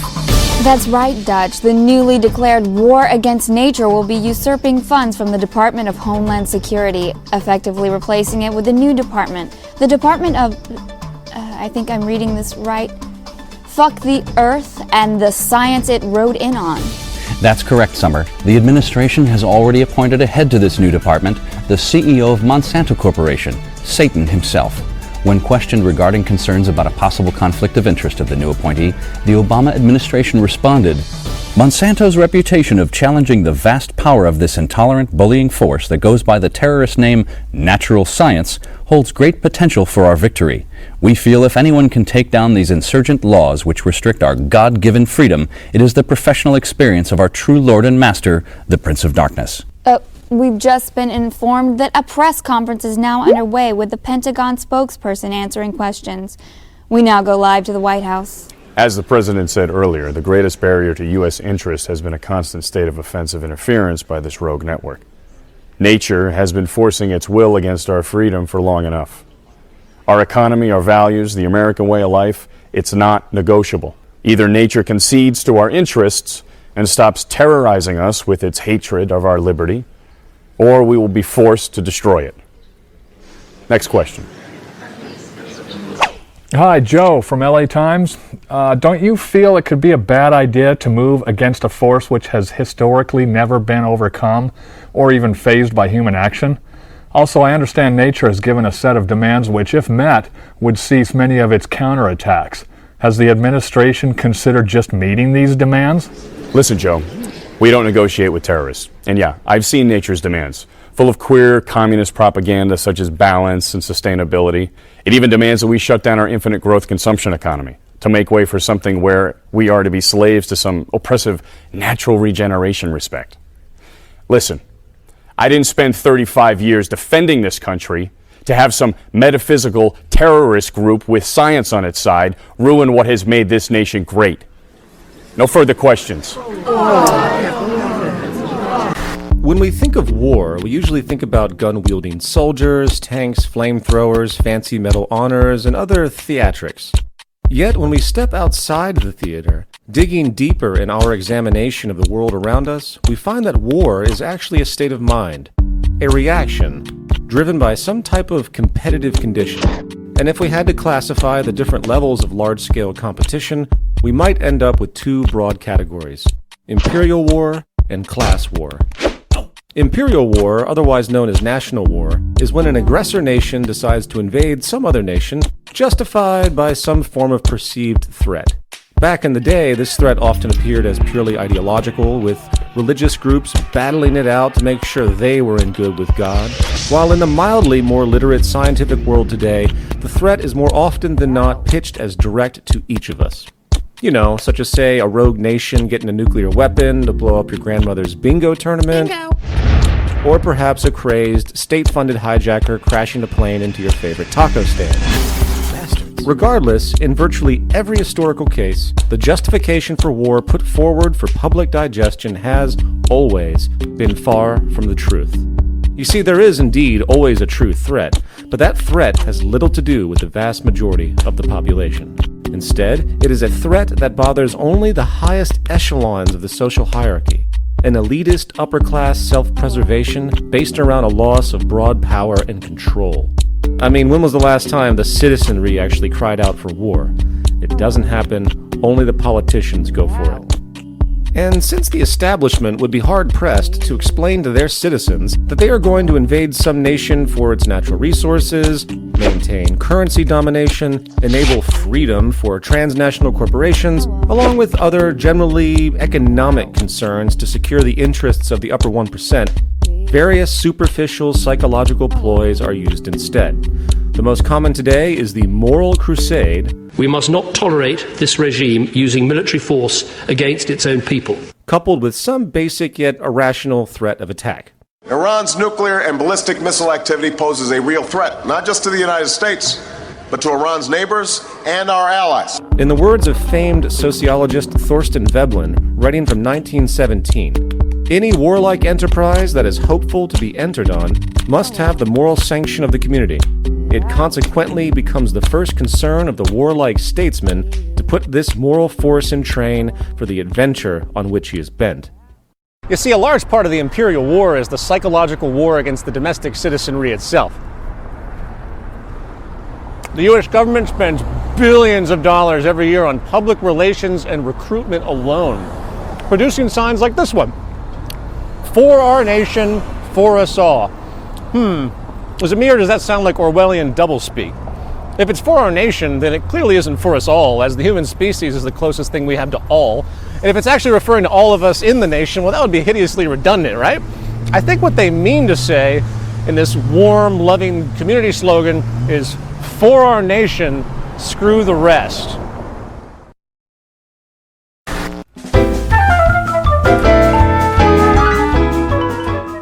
Hello, welcome to the show! My name is Pepe, and today I've got something very special for you. A true international delicacy. War! To prepare for war is a very delicate matter. And the first thing we need to do is create some spicy tension to put fire in your belly. So, the first ingredient we need is a well-tempered provocation. Provocations are, of course, seasonal and subject to personal taste. So, may I suggest something along the lines? A marinade Gulf of Tonkin. A robust Pearl Harbor. And if you're feeling bored, a bustling 9/11. Then we let that cook for a bit and prepare our second ingredient over here. A special sauté to give life to our fiery dish. The mainstream media.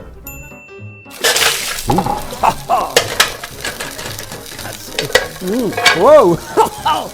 Can you just smell the propaganda and delectable ignorance? After we get a nice sizzle going, we now add our final, more important ingredient. The delicious soldiers.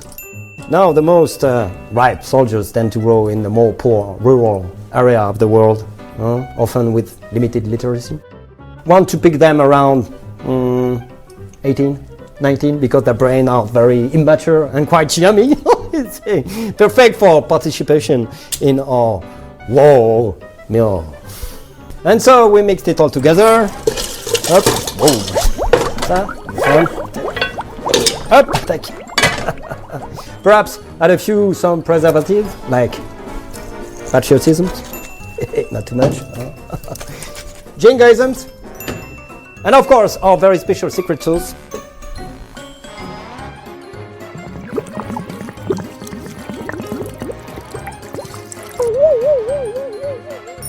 Okay, and we are ready. The moment you have all been waiting for. Voila! I present to you the greatest international delicacy of all time. War. Bon appétit.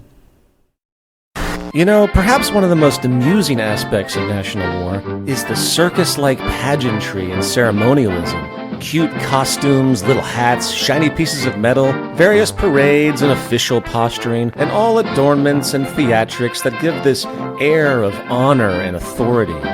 Of course, this is not to dismiss the true sacrifice of those who have given their lives in war, as there are always two sides. This true honor comes from a position of working to help others, not exploit them. And just as we hold the bravery of a firefighter who enters a burning building to save a child in high regard, the intention to help society through military service is, indeed, a noble gesture. Even though, sadly enough, 99% of those who enter the military with such noble intentions are more often than not being exploited for the criminal purposes of the corporate state. Still, you have to be impressed by this skill to give credence to an idea merely because of the nature of its presentation. In fact, whether it's academia, the news media, government itself, the military, or anything else in society, our culture tends to believe and respect people merely because of their presentation, confidence, and rhetoric, not the actual meaning or reasoning of the communication itself.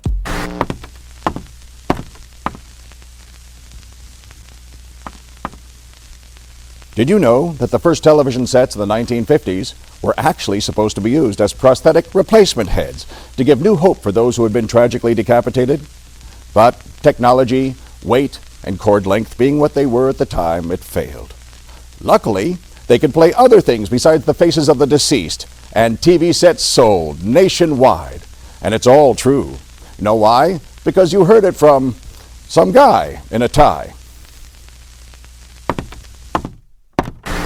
In the end, once the traditional propagandized illusions in defense of the act of organized human murder and resource theft have been overridden, dismissing such shallow justifications as paternalism, honor, and protectionism, we realize that war today is actually an inherent characteristic of the propertied, scarcity-driven business system. Major General Smedley D. Butler, one of the most notable and decorated officers in U.S. history, stated the following with respect to the business of war in 1935.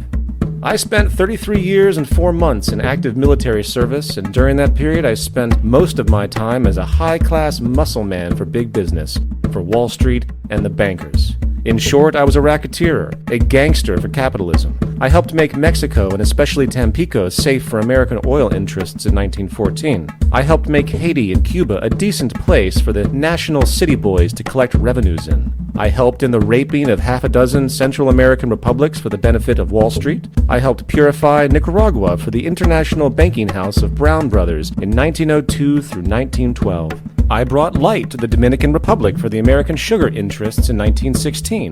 I helped make Honduras right for the American fruit companies in 1903. In China in 1927, I helped see to it that Standard Oil went on its way unmolested. Looking back on it, I might have given Al Capone a few hints. The best he could do was to operate his racket in 3 districts. I operated on 3 continents.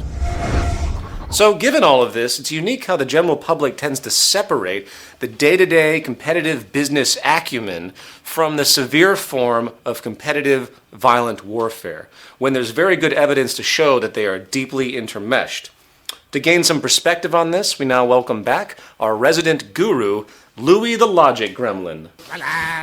Before we get into the questions, I do have a letter here that I'd like to read to you and get your opinion on. It reads, Dear Peter, I really enjoy the new show. I think it is helping get these important messages across. However, I am disappointed with the crude Louis the Logic Gremlin character, as it is just irritating and hideously stupid. Also, would you please stop eating when you are speaking in the show? It's really disgusting and annoying. Rock on, Joe. I'm sorry, Joe. Louis, what do you think about that?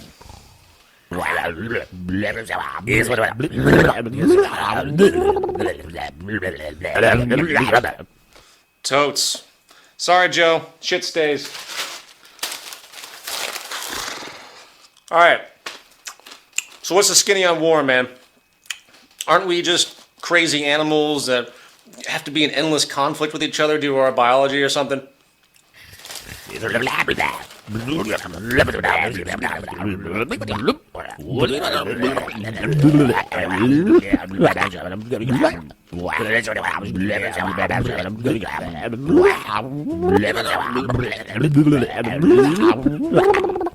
I see what you're saying.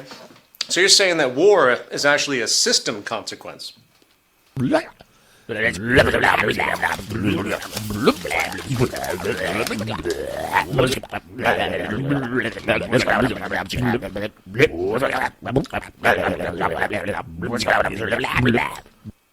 Interesting. So how do we resolve this war tendency then?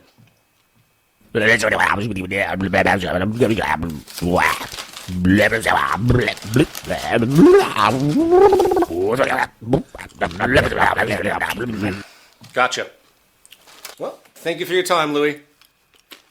To gain some public consensus on the issue, we now turn live to our East Coast Culture and Decline correspondent, Big Scotty D, who's live in New York City to talk to people about what they think of war.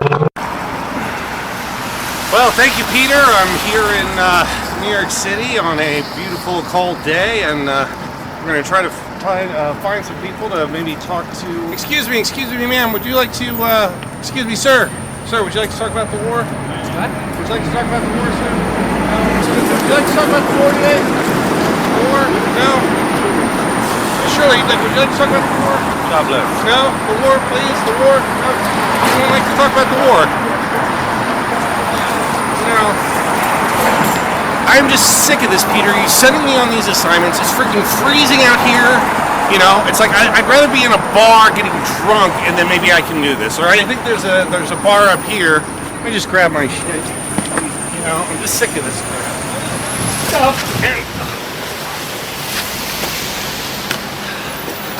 That's it. I am done, man. I am done. Get some other monkey, okay? There's trash. There's shit all over the place. But what does Peter want to know about? He wants to know about the war. Well, I'm sick of it, man. I gotta calm down. I just need a drink. Any of you Occupy Wall Street types? Oh, it's not about money, except when you can't eat. And it's not about foreclosures, except when you got nowhere to sleep. It's not about elections, except when they can be bought. And it's not about the wars, except when they're fought. It's not about the environment, except when we're running out of time. And it's not about my choices, except when they're not mine. It's not the lack of justice, except when you can't fight back. And it's not about the police, unless you're black. Fuck this shit. Fuck this shit. Come on, you wanna say it? Fuck this shit. Everybody, fuck this shit. Don't worry, none of these people are gonna be at work tomorrow. Fuck this shit. We're so totally ruled by the 1%, which is basically all the corporations wanting to sell us shit and influence us and influence our culture so that we can't even think for ourselves, and our sense of self is altered, and even like our sense of health. And, like, I don't even fucking smoke. I don't know where did this come from. Jesus. Peter Joseph has asked us to stand out here in the freezing cold and talk about the difference of classes here. But, you know, he's sitting in, like, his LA loft, like, relaxing with, like, his big, you know, flat screen TV.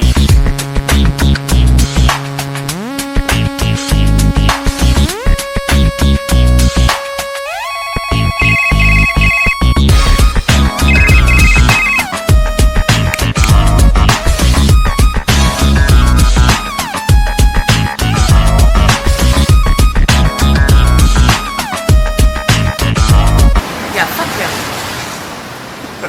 Fuck Peter Joseph.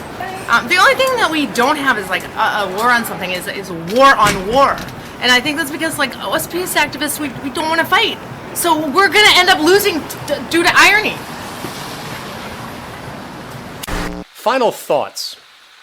How do we think about resolution to something as detrimental as national war when, on the micro level, we in society actually praise, reward, and reinforce the same basic underlying competitive drive? Generally, when faced with such a question, people tend to play the morality card, as though a matter of degree is what's relevant, not the philosophical basis itself. And usually this vague distinction is gestured to the effect that competition is good, but we should never go too far and be violent in any way. So then, of course, the question becomes, what constitutes violence? What if, instead of physically attacking you directly, I put you into a subtle yet deeply toxic condition where your life was shortened by decades via heart disease, cancer, and mental illness, and other such consequences? Would that be considered violent? And what if such intentions were not even directly malicious, such as a lower class, desperate single mother forced to work 3 jobs to keep up, who fails one night to provide proper supervision for her child, resulting in the death of her child? I ask you, what is the true origin of the resulting death? And does that qualify as violent? To paraphrase Mahatma Gandhi, poverty is the worst form of violence. You see, the real war going on is not as obvious as many think. The real war exists in the very structure of our society itself. Something public health officials have now termed structural violence. A war, in fact, against public health and balance itself, constantly producing casualty after casualty in its hidden oppression, and this form of violence today kills more people than every type of direct behavioral violence put together. Its origin? A social system literally built upon competition and exploitation itself. So, for all you noble activists out there, for all of you who pile into protest zones each time a new national war emerges and yell at the top of your lungs, keep in mind that you are only targeting a symptom of a larger sociological problem, and until the activist community realizes this, I'm sorry to say, your protests have no long-term consequence, as they do not address the root problem. But, on the bright side, it's still great entertainment, right? So let's keep watching this bizarre human experiment. Certainly the greatest yet worst reality show of all time for sure. I'm Peter Joseph, and yes, I, like you, am an agent and victim of a culture in decline. Where's the credit scene? What? What do you mean Bob didn't get hurt? I'm sorry, Bob. It's the format of the show.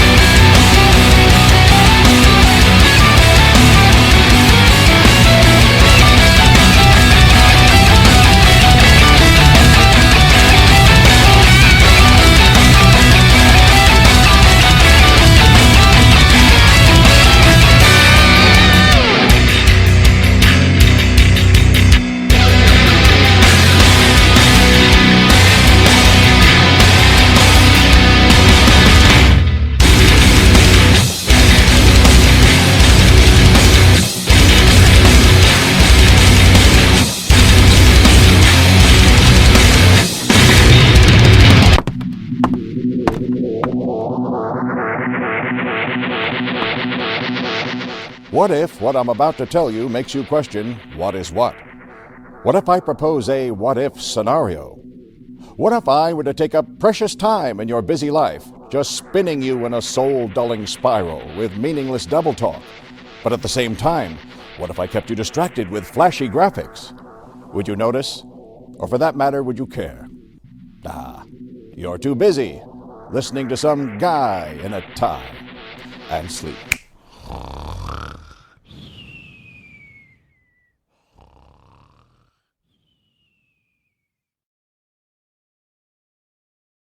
Then, at 2:50 p.m., more than half the runners were through. the first bomb explodes. Breaking news from Canada. Police say they've broken up an Al-Qaeda-linked terrorist attack that was aimed to disrupt a major North American transportation route. A sharp new warning of all-out war. For the first time, the mysterious and secretive nation has threatened a preemptive nuclear strike against the U.S. Staying in Europe, Spain is also feeling the economic pinch. 1 in 4 are now currently unemployed in that country, and the EU expects that number to climb even higher. China and neighboring countries are mobilizing resources to fight off a new strain of bird flu. Hospitals in a race against time to contain nightmare superbacteria before it spreads from the hospital out into the world. Jesus, you scared me. But hey, I guess that's okay, right? I mean, if you watch the news these days, there seems to be a lot to be concerned about. Nuclear war, terrorism, mass shootings, city bombings, corporate fraud, bird flu, bank failures, unemployment, contamination, gangs, general crime, and depending on your temperament and conditioning, perhaps you've already armed yourself to the teeth and are watching this show from an underground bunker somewhere, waiting for the end of civilization itself. Well, whatever the concern, the idea of protection or security from such woes are ever pervasive today. Prisons, police, insurance, warranties, protection agencies, military and domestic armament, airport groping, government surveillance, and the like reveals a culture of fear, if you will, on many levels. Not to mention that the modern trends of such security risks are certainly fascinating. For example, before the 1980s, the thought of someone going into their workplace and, wiping out a couple people was a relatively remote concept. Today, we repeatedly see these acts of seemingly random violence, not only in businesses, but in schools, churches, movie theaters, malls, sporting events, and other common institutions. And as unfortunate as this dark reality of our human capacity is, it's perhaps not as unfortunate as the archaic methods we as a civilization have concocted in our attempt to counter such problems. For instance, in the wake of growing U.S. gun violence, the National Rifle Association will tell you that the problem is a lack of armed security at every turn. And if we only would just, arm everybody like the Wild West, problems of social violence would subside. While at the other extreme, folks will tell you that the problem is rather due to an ease of access. It's too simple to get weaponry, and the removal of this easy access is now the correct path. However, do either of these address the real issue, the source of the behavioral problem at hand? Where is the national discussion about, say, motivation and the sociological condition itself to which these acts erupt? I point this out because in a technological age where people can now print automatic weapons in secret with home 3D printers, paving the way for an eventual nanotech revolution that will enable the public to create powerful weapons at home, bypassing commercial regulation itself, perhaps we need to rethink our sense of causality here. For unless you intend to outlaw scientific progress itself, regulation isn't going to amount to a damn thing in the long run. Likewise, come to think of it, maybe we also need to step back and reframe what a viable threat to our safety really is, and how it measures up to other threats. On April 15th, 2013, bombs exploded during the Boston Marathon in the United States, killing 3 people, gaining global attention, almost like it was another 9/11. Yet in Iraq, on the exact same Monday, bombs exploded, killing 20 times as many people, yet no one in the mainstream media seemed to care much about that. You see, if you pay attention, you might notice that the true quantifiable magnitude of a threat or the actual toll of violence really doesn't mean much in the establishment perception. It's the idea, the context, the political spectacle that matters, and this might explain why America has spent almost $5 trillion on so-called terrorism when U.S. citizens today, and statistically have always, been more likely to die of a peanut allergy or in the bathtub than in a terrorist attack. So, as the following episode will argue, the security fear industry, stretching from the ever-exploitative news media to the military-industrial complex to the criminal justice system, not only exploits sociological distortion birthed out of the very fabric of our deprivation, scarcity-driven social order, it now appears to be accelerating in a vicious cycle. And I don't know about you, but given all of this, I'm beginning to suspect that maybe just maybe, the very foundation of our socioeconomic system is in play here. No longer existing as a functional mode for human progress on this planet, but rather as a conduit for a culture in decline.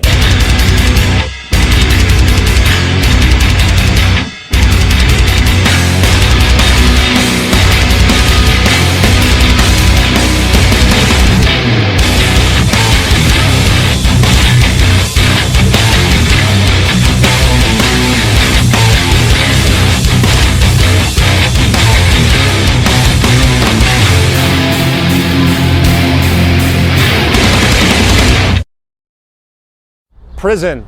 From the dark dungeons of the Middle Ages to our modern industrial mass incarceration correctional facilities, the prison system is a signature edifice of society today.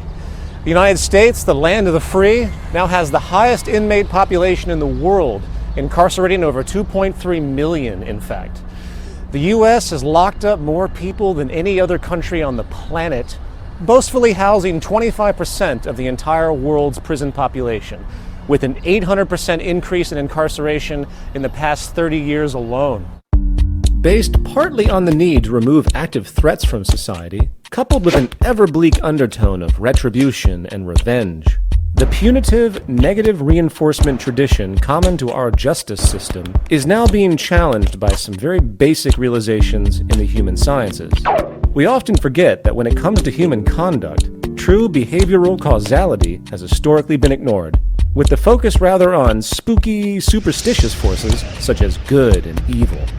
Well, as convenient as such ambiguous metaphysical assumptions are, modern social science now places so-called criminal or antisocial acts in the context of public health, with real solutions resting in the arena of preventive medicine, not mere punishment. Of course, as with most rational perspectives in the world today, this view is rather agitated, for it shatters the glorified, free will, morally empirical traditional assumptions our entire criminal justice system is built upon.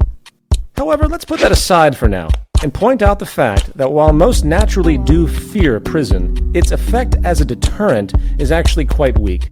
Considering U.S. trends, we see a massive increase in incarceration over time, so with this basic observation, the punitive threat of prison clearly isn't working statistically.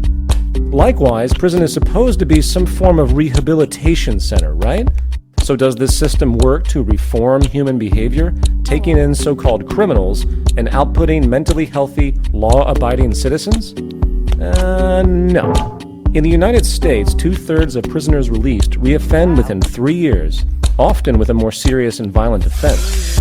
Dr. James Gilligan, former director of the Center for the Study of Violence at Harvard Medical School, actually refers to prisons as graduate schools for crime and violence.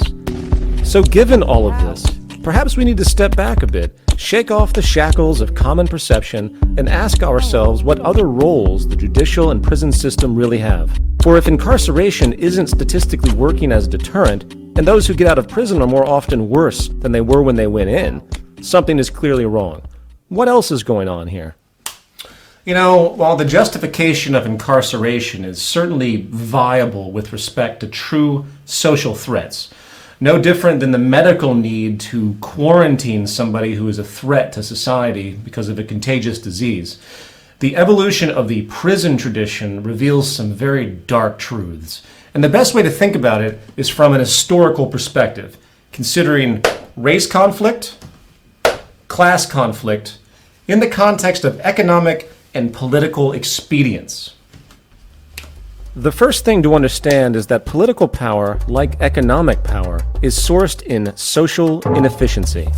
In other words, politicians need something to fight, and to a certain degree, the more problems a society has, the more the citizens tend to feel the need to give up their power to government control, with the most proven effective type of problem being fear. Usually fear of some perceived, identifiable, external group. Of course, this idea has been acknowledged for years, such as by political theorist Carl Schmitt in his The Concept of the Political, saying that political unity is achieved by defining a common enemy. Nothing new. The Nazis did this with the Jewish culture, the early US did this with the Native American culture, and so on. In short, the trick is to push the idea that some subculture, usually in the minority, is the true source of all of society's woes, generating mass resentment and thereby ignoring more accurate yet politically inconvenient realities. And while direct racism and discrimination is certainly alive and well in the world today, the more elusive yet relevant bias is actually economic. You see, the greatest threat to any political establishment is... What do you mean? This? This is a platform. It's three-dimensional. This is the base. Yeah, I know it's not very good. Fuck off, Bob. Don't make me shoot you again. You see, the greatest threat to any political establishment is any challenge to its underlying economic foundation, as all political platforms are rooted in an economic bias one way or another. And if you can brainwash the public into, say, viewing the failures of capitalism as instead rooted in the poor moral virtue of a trouble-causing subsection of the population, rather than a built-in consequence of perhaps capitalism's elitist psychology and scarcity-driven structure, you can maintain control. And this is where the common enemy scapegoat scam comes into play. It's not that bad. We simply demonize the victims of this system, shifting blame away from the more relevant environmental, causal, social condition itself. And in the context of the justice system, the war on crime is a perfect tool. All the war on crime is a war on the poor and economically irrelevant. And if a society is conditioned to believe that a person breaking into their car to steal property is simply an amoral abomination with all the life choices in the world otherwise to make ends meet, then the causal shift is a success. The reality, however, is that most of those incarcerated today are there almost always due to crimes born from deprivation. Deprivation, which can be generalized in two forms: relative and absolute.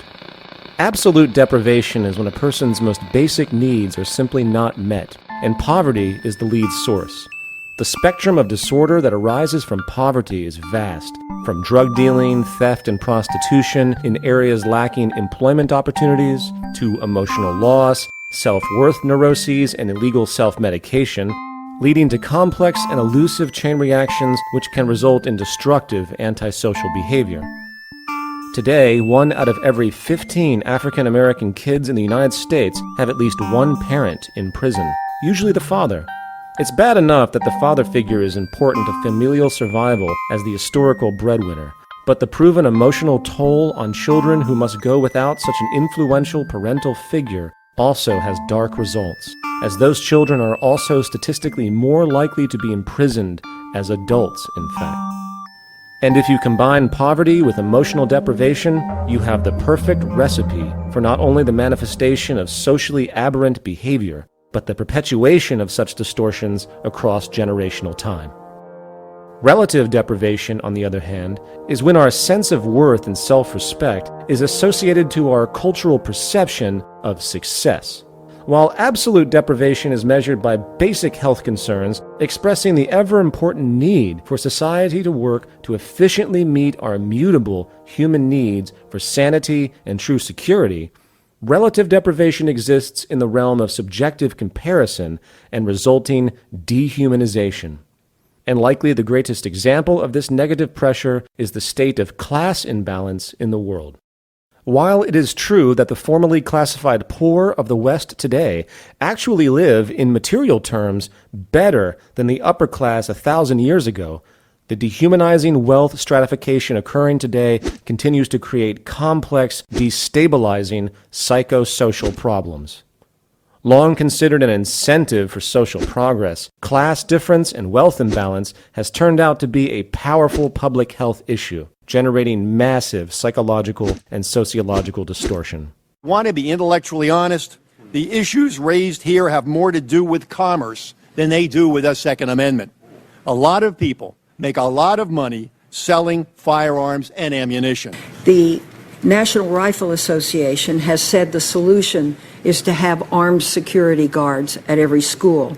Certainly, every piece of security we engage in can be helpful, but it's, foolish to think that only security is what we need. The great challenge is here, can we prevent these tragedies? I'm sorry to interrupt, Chief, but since you've just brought up this notion of prevention, which is, of course, the real issue here, right? I'm curious when this conversation is going to move to more relevant social science. You know, I see we have, for example, the NRA here. Hi. Yet we don't have anyone from the pharmaceutical industry. Isn't it true that most of the mass shootings that have commenced have been done by people who are under the influence of psychologically mood-altering medications?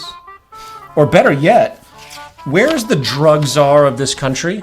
Since the war on drugs has commenced, there has been a massive increase in gun-related drug violence. Are we just going to ignore this causality as well? Or better yet, I almost forgot, I have here about 100 years of data on the relationship between economic imbalance, specifically wealth imbalance, and violence. You know, the stats have become very clear now that the gap between the rich and the poor creates more violence. The more gap, the more violence. And crime on the whole. Which might explain, by the way, why the United States, with the largest income gap in the world, also has the most violence and worst public health of any first world nation. Is this not worth a congressional discussion? I mean, with all due respect, you people can't possibly be naive enough to think that the reduction of certain guns, as the left suggests, or the increase in armed security in public places, as the right suggests, is really going to have a long-term effect on such deeply rooted sociological problems, right? A problem clearly rooted in structured dehumanization and economic deprivation. It's inherent to our social system. You know, is it not of some viable consideration to address this issue? No? Really? And then we have the so-called war on drugs. When Richard Nixon declared the drug war in 1971, he asked for an initial $84 million. In 2013, the National Drug Control Budget requested $25.6 billion, with about $1 trillion spent in total, and the result over time has been more drugs, easier access, increased potency, and more users. Today, almost half of the federal prison population are non-violent drug offenders, often mere users, in fact, clearly a mental health issue rather than a punitive one. Draconian mandatory sentencing laws today can send kids to prison for decades for mere possession. And it is no secret that this criminalized subculture has been mostly born out of the prohibitive underground economies necessarily sprouted in poor areas of the country, largely occupied by minorities. As an aside, we often forget how deeply racist the United States has been historically, assuming vast improvement. And yet today, there are more African Americans behind bars than were slaves before the American Civil War. After segregation, the black community was strategically isolated into low-income inner-city ghettos, which systematically robbed them of economic opportunity. And as the national culture matured, with racism slowly dissipating through the civil rights movement, the economic oppression set in motion at that time remained, creating a powerful cycle ever since. Today, 1 out of every 3 black men are expected to go to prison at some point in their lives. And, in effect, the real oppressive mechanism in the world today is no longer race, but economic class. And the punchline is brutal. Not only are the poor and forgotten of our society conveniently turned into criminals, rather than clear examples of the failure of our social model, capitalist ingenuity prevails once again, transforming these people into pure, saleable commodities, creating a massive profit industry out of an otherwise economically useless social class. From thriving income generation via fines, tickets, bail posting, and lawyer fees, to the now massive network of servicing the millions of inmates via healthcare, food production, security hiring, parole officers, and the like, the prison and security industrial complex in the West is a thriving business enterprise and positive factor on economic growth. The cost to imprison one person for 1 year in the state of California is about $47,000. Extrapolating that to the total U.S. 2013 prison population of about 2.3 million, the incarceration service alone amounts to over $100 billion a year in income, and this isn't counting the other 5 million currently being serviced on parole. Today, the Corrections Corporation of America, G4S Wackenhut, and other private for-profit security and prison firms benefit their investors and shareholders when incarceration rates increase. not to mention the now extremely common labor use, or slave labor use I should say, of the prisoners themselves. And yes, we might feel some moral outrage when a Pennsylvania judge gets caught sending kids to private detention centers for cash kickbacks. But then again, are we really surprised? There are even small towns in the Midwest where the majority are employed by the local prison. And if they don't have crime and prisoners, their town's economy is in the toilet. Not to mention that most police departments derive enormous funding from drug arrests and seizures. If the drug war stopped, the police department would lose billions in this country. And yes, the rabbit hole runs even deeper. If we step back even farther, we see a broader economic reinforcement here. You see, the drug trade is far from limited to your local street thugs. Today, US and European banks launder about $1 trillion in criminal, mostly drug money each year. Drug money has actually become a very relevant part of the Wall Street machine. Even just recently, HSBC Bank got caught moving about $1 billion in drug money. Did the criminal executives get sent to jail? Of course not. Why? Because the legal system is mostly there to control the poor, not regulate the rich. HSBC paid a fine and moved on, likely working to reposition themselves again like the dozen or so other major banks that continue to launder drug money each year.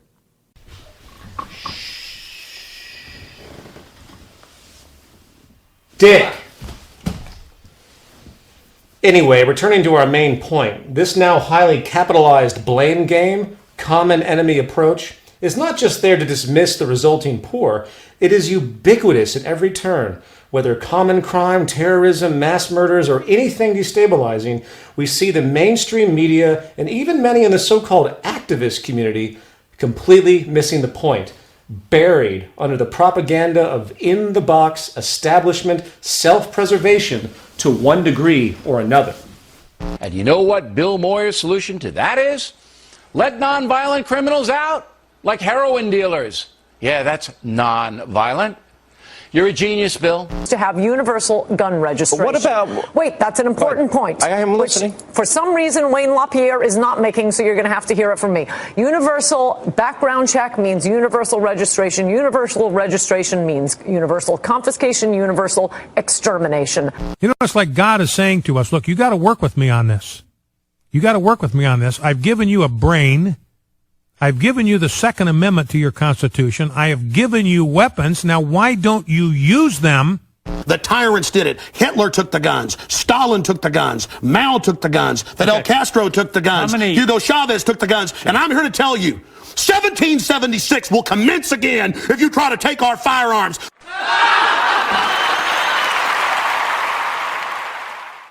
And the 21st Century Culture in Decline Belligerent Right-Winged Freak Show Award goes to Alex Jones. Whoa! Give me that, you son of a bitch! It's about time I won an award. Ladies and gentlemen, my name is Alex Jones, and you know what? I'm here to rape your butt. You know why? Because it's gonna feel better if I do it before the New World Order does. That's right. The globalists are positioning themselves behind you right now. They're going to take your guns, put you in FEMA camps, and make you their slaves. They think I'm a slave? I'm not a slave.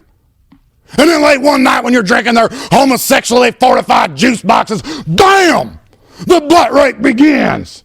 And you'll be happy that old Alex was there first to loosen you up real nice and good. Now, people, I'm not going to take too much time because I'm a humble man. But I want everybody to go to my website right now and buy my newest DVD, The Conspiracy. How the global elite pays me to make the liberty movement look insane. That's right, people. I'm an astroturfer. I'm not here to help things. I'm here to make activists look like freaks. I take viable issues of real concern and make them sound as ridiculous as possible. Just like all the other bobbleheads out there. I'm here to distract you morons. And keep you fighting about nonsense. And I get paid to do it. Woo! We interrupt this broadcast for an emergency announcement. It's an emergency because we say it is. This just in, U.S. airports remain on high alert at this time due to a pronounced terror threat. According to the FBI, a new sophisticated form of terrorist technology has surfaced, which is now forcing rapid new revisions of TSA airport security procedures. That's correct, Summer. On the heels of the 2006 liquid bomb threat and 2009 underwear bomber, this obscure new approach was revealed to authorities in a videotape allegedly found in an outhouse in Willy Wonkistan. While the date of the video is unknown, along with no clear understanding of who made it, the use of machetes, headdresses, and Arabic language was enough for federal authorities to declare it is indeed Al-Qaeda. The rather grainy video appears to show a medical procedure instructing how to implant explosives in the body cavities of babies, puppies, and kittens. Viewer discretion is advised.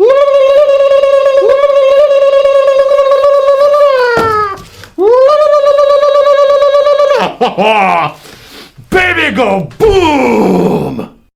In response to this development, the TSA, after an initial failed attempt to simply ban such creatures outright, has now instituted a new universal rule. All carry-on babies and small pets under 52 ounces must be sealed in a see-through plastic bag.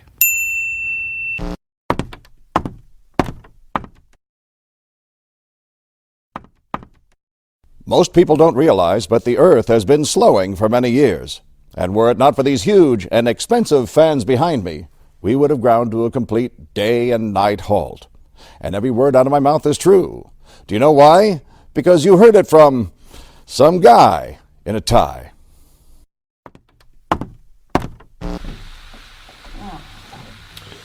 I'm sorry, ladies and gentlemen, but Bob is officially dead. Final thoughts. We live in a social model based upon scarcity and inefficiency. This means that the more society solves problems, meets human needs, and stabilizes itself by recognizing the potentials and limits of natural law, the less economically viable it is in the monetary economy.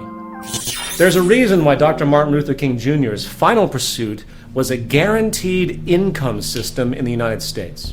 For he knew that racism was, in many ways, an extension of classism, and the existence of poverty and deprivation in a world that can create an abundance to meet everyone's needs was nothing more than structural oppression coming from a failed and elitist social system. An oppression that, in fact, generates crime and destabilization in a vicious cycle. You want to see a decline in prohibitive economies for drug sales, prostitution, and black market theft rings. You want to see society stop its enormous use of self-medicating drugs, both legal and illegal. You want to see an end of national war, an improvement of our social infrastructure so disease and accidents can be dropped to a relative fraction of what we have now. Or perhaps you want to see the end of school shootings, gun violence, and acts of terrorism, both in the context of state-funded black ops and real blowback. Then it's time the human family recognize its global potential to achieve a post-scarcity reality, work to strategically share our resources, work to meet human needs directly, and focus collaborative energy on interests for true collective human betterment, hence removing the inherent warfare unnecessarily built into our archaic socioeconomic system, along with all the resulting racism, hatred, dehumanization, oppression, and elitism it manifests. And no, I'm not telling you to go write your congressman. If the social system is the disease, then those who appoint themselves to assist its operation are the tumors and lesions. Voting with ballots or assuming what you choose to spend money on is going to change the way this world works is a delusion. It's going to take a new approach, a parallel uprising of power to shift the tide. And whether we're aware of it or not, this is happening slowly right now around us in the world. And the question is, where are you in this interest? And do you even care?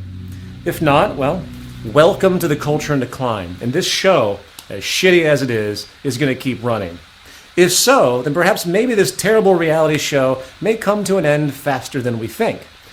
But until that happens, rest assured I'll be here, arrogantly pointing out that most everything you believe and hold dear is wrong. So get back to your Bibles, video games, internet porn, and AK-47s, bitches, and have some fun out there in this dark circus we call normality.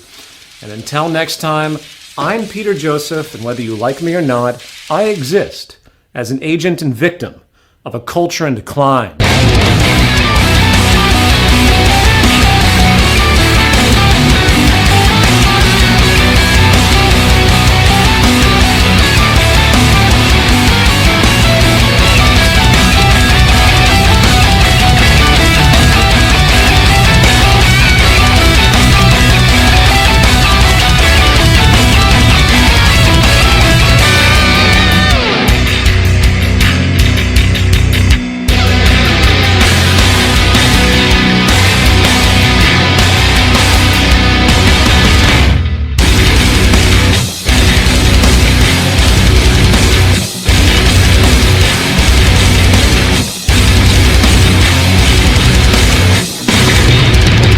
Ladies and gentlemen, don't let this fatly looking body fool you, okay? I work out 4 times a day, I run 19 miles a day, and I drink Tangy Tangerine like it's my job, all right? I'm only big like this because the New World Order makes me... People, you know what keeps old Alex up at night? It's these daggum globalists. I'm sorry, I said globalists. Listen up, people. These neocons are suckling the buzzard. That ain't your mama. It's these NWO scum. They're going around trying to butt rape everybody. They're just nothing but a butt rape machine. It's these NWO globalist communist scum that are going around like a butt rape machine. I'm a butt rape machine. Butt rape machine. People, I am a butt rape machine. You know what? Instead of the bald eagle, the national symbol should be a man laying in submission in the fetal position, peeing on himself. That's what it should be, peeing all over his damn self. If you can't tell, this is all an act. It's a shtick. That's why I act all crazy and shit, flailing my arms and my neck like this. It's an act. It's a shtick. I need money. Woo! Keep grunting. Yeah, how about that? You want some of that? You want some, Peter?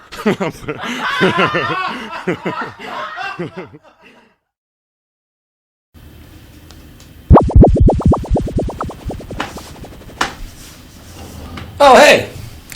You ever play these funky little logic puzzle things? You might discover them when bored silly at the airport. Nothing mysterious, they give you a set of system rules which discipline you towards achieving a certain goal. Yes, perhaps not the most exciting thing in entertainment today. I don't know. Maybe there's something more to this whole logic and reason deal than just killing time while in transit. Of course, we all naturally assume that we're being well-reasoned in our decision-making, right? In fact, it could be argued that to some degree, such associative causal logic is inherently inescapable, effectively wired into our brains with respect to how we interpret and link our experiences. Yet, it's that very issue of degree that appears to be where the problems arise. As all too often, the foundational premises upon which we frame our conclusions are indeed utterly faulty, or without proper evidence to be considered factual to begin with. Needless to say, being logical within a cognitive framework of the illogical only takes you so far. And today, if you dig deep into the origins and basis of perpetuation of our most cherished institutions, from religion to politics to economics to the social order itself, you might discover something called faith rather than reason. And faith, by definition, is not a premise of logic. Faith is belief without evidence, and hence contradictory to the entire process of understanding itself. In 1961, engineer R. Buckminster Fuller created a global simulation called the World Game. The idea was to, quote, make the world work for 100% of humanity in the shortest possible time through spontaneous cooperation without ecological damage or disadvantage to anyone, unquote. It's a pretty simple and rational thought exercise, a logic puzzle, if you will, on the most grand scale, which, even in basic gesture, actually stands in stark contrast with the organizational frame of reference our established society currently operates within. In truth, all this train of thought suggests is to take a broad design perspective to the Earth and human society, using what we now know regarding scientific causality, as opposed to the wheeling and dealing, inherently elitist market anarchy, which moves the world by arguably a rigid, superstitious faith that the invisible hand of the market knows all and sees all. I ask you, what if we dared to view the Earth as a single puzzle board, a problem to be solved, with our logic based around the Earth's natural rule set, the known laws of physical science? What if our goal was to maximize our economic efficiency, to design out poverty, to design out national war, to work structurally to create a clean energy abundance, and hence to work to facilitate a material success for the whole of humanity, in harmony with nature itself? What's that? Utopian, you say? Too idealistic? Communist? Well, I don't know about you, but when I stumble around this planet we call home, a system condition that demands one thing to ensure the prosperity of the human family, adaptation, I'm at once impressed at our tremendous accomplishments as a species, and at once horrified at the ignorant failures, mostly resulting from a refusal to see the Earth as one system design and humanity as one family bound within. So as this season finale of Culture in Decline will argue, humanity is being faced with a choice, a fork in the road. And it is my personal conviction that the broad social decisions made this generation might very well be what makes or breaks our species in the long run. And perhaps, by the end of this episode, you, like me, will feel the need to think about which path we should choose. A culture in ascent or a culture in decline?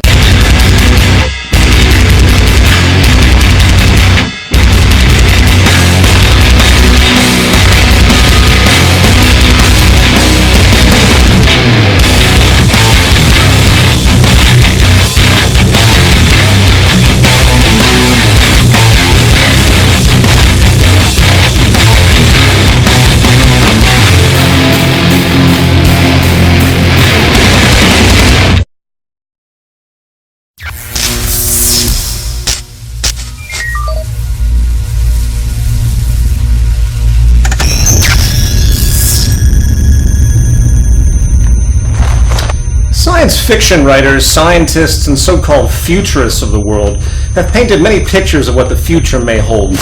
Some are modest, positive, or even utopian. Some are dystopian, dark, and oppressive. As far as the probable truth, the best we can do is measure the trends and average out the projections, with perhaps, of course, the most relevant trend being the influence of science and technology. Of course, technological progress has its culture lag, right?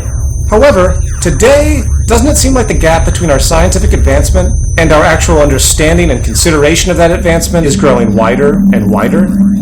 Doesn't it seem a little bit obvious that technological capacity is exceeding social maturity?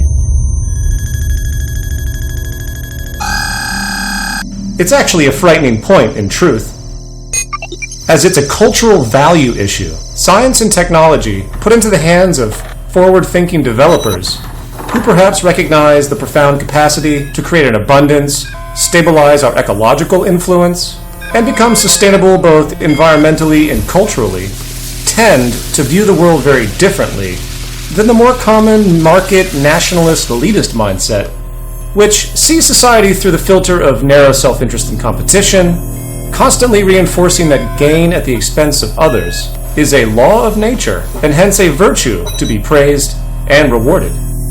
In this context, we might see how those same tools will be used to make bigger weapons, more surveillance technology, and ever stronger physical and psychological prisons for the vast majority of humanity, to remain in servitude to a small group of people in essentially the ownership class.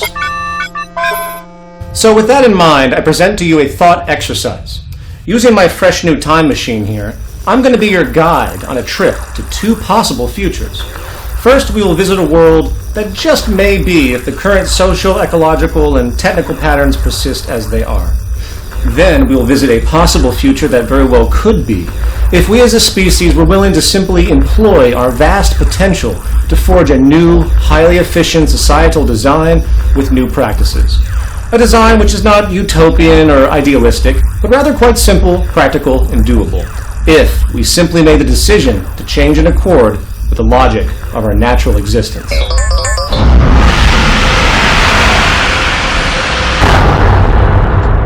It's Culture in Decline.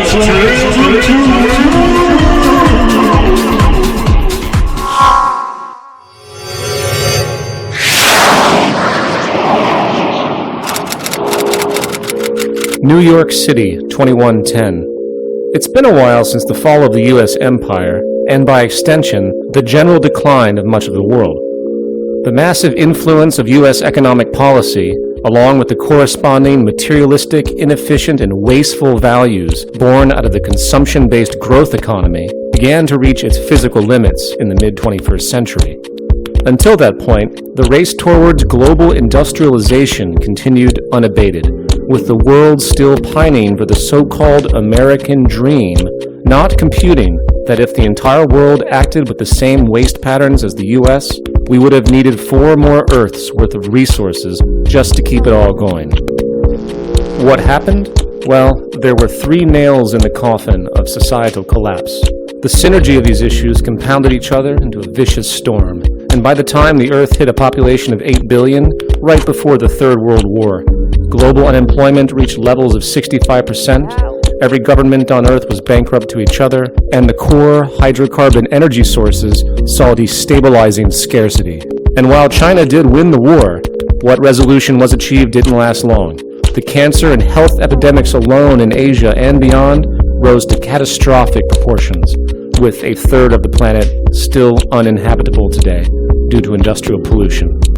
Today, the global population has fallen by 40% due to scarcity and disease.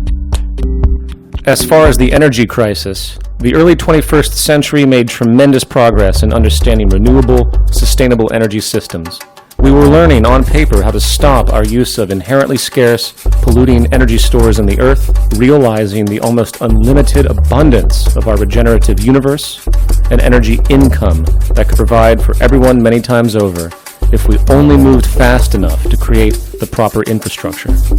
Unfortunately, such a transition attempt was met with great resistance by financial interests. You see, there was this thing called the free market, which was far from free, in truth. It was a war and elitist protection system, and the bigger and more profitable an industry became, the less financial incentive existed to alter it. Money was the goal of this game, not sustainability or efficiency. And the fact was, we needed to move fast, utilizing the remaining hydrocarbon resources to create new sustainable energy infrastructure. It was a race against global population increases and hence needs. And sadly, we failed, passing the point of no return, as once the true scarcity of our hydrocarbon resources became understood, social destabilization and panic rapidly commenced to further barricade. And what little progress did take place was rapidly destroyed thereafter by the water and energy wars. At the same time, the world faced the largest unemployment rates in history. Long considered a Luddite myth, the exponential increase in machine automation in the 21st century created a powerful acceleration of industrial productivity at ever cheaper rates, displacing workers more rapidly than technology could actually create new jobs. Forward thinkers saw a great shift in the architecture of society. Perhaps the ancient idea of earning a living could be replaced with living a life. We could see the new capacity to create an abundance to meet the needs of every human being on Earth, 8 billion and beyond. But sadly, this prospect met the same fate as our energy ambitions. The corporations, locked into a manner of thought which viewed mechanization as not a means for abundance, but rather a means to save even more money in the process of production, set up a violent clash. Not only a clash between workers and owners, but, ironically, a clash of system functions. For capitalism was faced with its most grand contradiction, where suddenly labor could exist with increasingly less human involvement, and hence the constant pursuit of cost efficiency for profit inevitably meant that less money would be put into circulation through wages, and so the system ran itself down into an ever-weakening slump. Noticing this, the cry of some was to stop mechanization, knowing the economy literally needed jobs by design. Others performed activism to try and convince the world that it was time to adapt, to simply give humanity what it needed, to bypass the market. Why should we invent more jobs to waste human life just to keep this system going? Yet, of course, they were bashed in the media, dismissed as socialist upstarts and freedom-hating communists, trying to corrupt the supposed liberty of what was nothing more than a religion, the all-seeing market. And by the time the corporate-controlled governments couldn't look the other way any longer, the momentum of anger and dismay was too much. The unions went on strike, and the cry for revolution exploded. The Luddites blamed technology for the problems, the businesses blamed government interference, the counterculture blamed idealized conspiracies, with few realizing that it was a system failure, a natural evolution of our culture which demanded respect and adaptation. And the third and perhaps most absurd of all social plagues was the illusion of financial debt. It's an interesting historical note that for some reason, the mafia-style, organized crime mode of the market was never really accepted as a legitimate consequence, when it was, in fact, a ruling ethos inherent in the competitive, scarcity-driven nature of the system. Centuries of denial can be found in the endless economic textbooks of this now failed model, saying that if any such behavior did occur, it was an anomaly, a corruption, rather than a core characteristic expected of the system itself. Within this propensity, a debt system emerged. Whether structurally intended as a force of class warfare or not, the system served the elite quite well for a little while. Every form of currency produced was created out of debt and loaned at interest to the governments, businesses, and individuals. Yet, it was a mathematical impossibility for this debt to ever be repaid, as there was always more debt in the global economy than money to pay it back, due to the profit mechanism of interest being charged. And while this allowed for a surplus of cheap labor that further divided the classes, moving from 1% owning 40% of the planet's wealth in the early 21st century to now 1% owning 70%, the viral nature of the mechanism got the best of everyone in the end. To expand the delusion, global banking institutions were then installed, to loan money made out of debt, again, to the now bankrupt countries, only to watch these world banks fail over time as well. It was the greatest inadvertent scam of all time, a pyramid scheme on steroids, destined to fail for all. And by the time of World War III, all the countries had defaulted to each other, and the global banking system collapsed. Of course, during these trials, the illusion of so-called democracy still persisted. Equally as religious and mythological in its understanding as the so-called free market, everyone turned to their representative government, a mafia constituency to be sure, intimately in bed with the corporate financial interests, which, by virtue of the ruling ethic of social and class warfare and competition, had little structural incentive to care about the vast majority of the world. And so it went. Not too pretty, huh? Well, while this future may be a little extreme in its presentation, keep in mind this is what the trends suggest. However, I think it's time we take a positive view of the future, one that's actually quite possible if we were intelligent enough to adjust accordingly.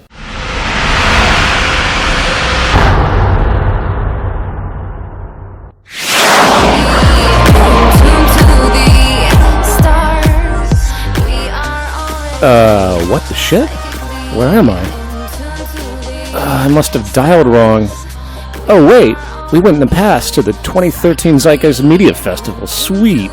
Oh, and there's Kelly Mays doing her thing. If we do these things when the tree is green, oh please, what will happen when it dies? I create and know somewhere deep in the unseen is the key that will open up our eyes. If we do these So, what do you think the future is going to be like in, say, 100 years? Well, I think we could go down two paths. The first would be that we continue to sort of build on top of this cancer consciousness separation, every human being for themselves kind of a thing. I don't necessarily like that idea. But I do think there's another direction that we could go. I would love to see people working together in community. I think we're missing the whole kind of tribal element. As Mouse would say, I would love everybody to live in tree houses. I mean, I really believe that we have the technology to deal with every imaginable problem on the earth. We have plants that can bioremediate, like sunflowers, for example. We have everything that's available to us to fix all of these problems, to create incredible abundance, to not have to deal with this ridiculously corrupt monetary system. psychically in tune to the stars? We are already psychically in tune to the... Ah, man, I hate to leave this sweet-ass festival. It really is amazing how the arts contribute to social development. And yes, life really should be a celebration, not a trial. But okay, let's get back to work. Los Angeles, 2110. What was once a sea of congested traffic and agitating urban sprawl in the early 21st century has been transformed into a model of efficiency and safety. The 9-to-5 workday tradition, which forced most of society to cram into gridlocked highways en route to a kind of covert slavery, is a distant memory of a new, highly advanced technological society.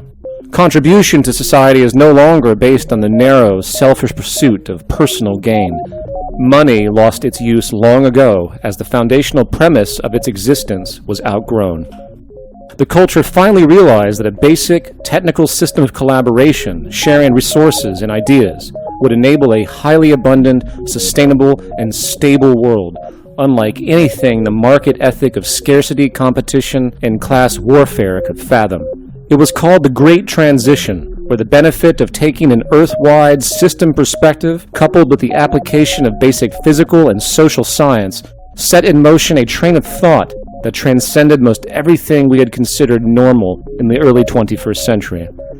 And while it is far from perfect, the basic design to take care of everyone worked, while still structurally respecting the natural environment, unleashing a kind of human freedom and capacity for development never before seen.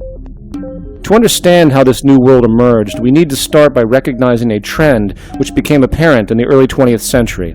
With humanity having spent the vast majority of existence under the veil of superstition, impending scarcity, and general elitism, the idea of not having enough to go around and the perpetuation of haves and have-nots appeared to be simply an immutable law of nature. War after war, genocide after genocide, it intuitively appeared that this was simply the way the human condition was to be.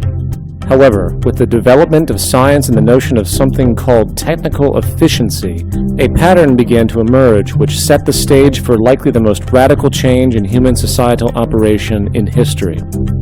It was called ephemeralization, the ability to do more and more with less and less. As paradoxical as it may seem, our advancement in understanding how to use our planetary resources, in conjunction with the emerging laws of natural science, set in motion a pattern of conservation and efficiency where, over time, less and less materials, labor, and energy were needed to produce and execute more and more life-supporting processes. For example, the first computer built in the 1940s covered 1,800 square feet of floor space, weighed 30 tons, and consumed 160 kilowatts of electric power. Today, an inexpensive pocket-sized cell phone computes substantially faster, running on virtually nothing in comparison. Communication, which used to require enormous amounts of arduous copper wire to facilitate phone calls, has been replaced by lightweight satellites.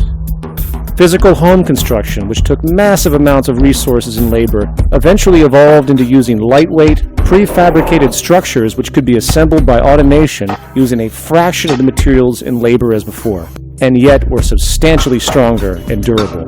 Even the core foundation of nutrition, agriculture, which since the start of the Neolithic period was bound to certain regions for certain climates and land propensities, saw a revolution in versatility, where soilless farming systems could provide organic food locally without pesticides, using less fertilization and with little energy wasted on transport. The very idea of globalization was a distant memory, along with the vast waste it created. In effect, no industry or sub-industry was amiss with this trend. Even labor itself, with the application of automation finally applied as the target means for production, exploded efficiency and capacity, with less and less human toil necessary over time.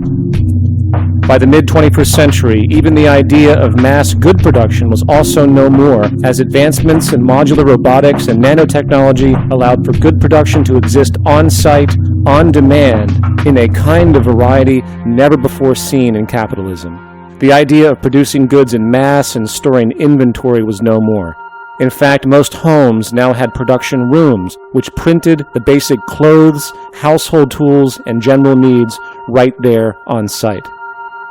And on the efficiency grew, bringing the world into a condition of post-scarcity abundance, where, within the educational framework of natural law, respecting that there are indeed limits to growth and consumption, a new human values system emerged which gloried in its capacity to increase efficiency and maintain ecological balance and sustainability. Not only physical sustainability per se, but cultural sustainability. Taking care of everyone was not a poetic consequence. It was a core focus to create a form of earthly harmony unknown before. Of course, none of these transitions came easily. The market economy and those who profited most dogmatically tried to stop this advancement as the elitism they held dear was drawn into question.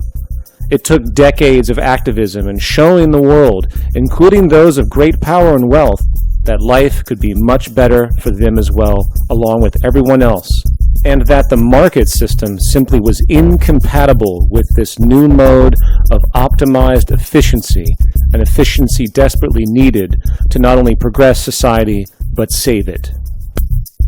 Oh, shit, I gotta get back. It's almost time for my favorite TV show.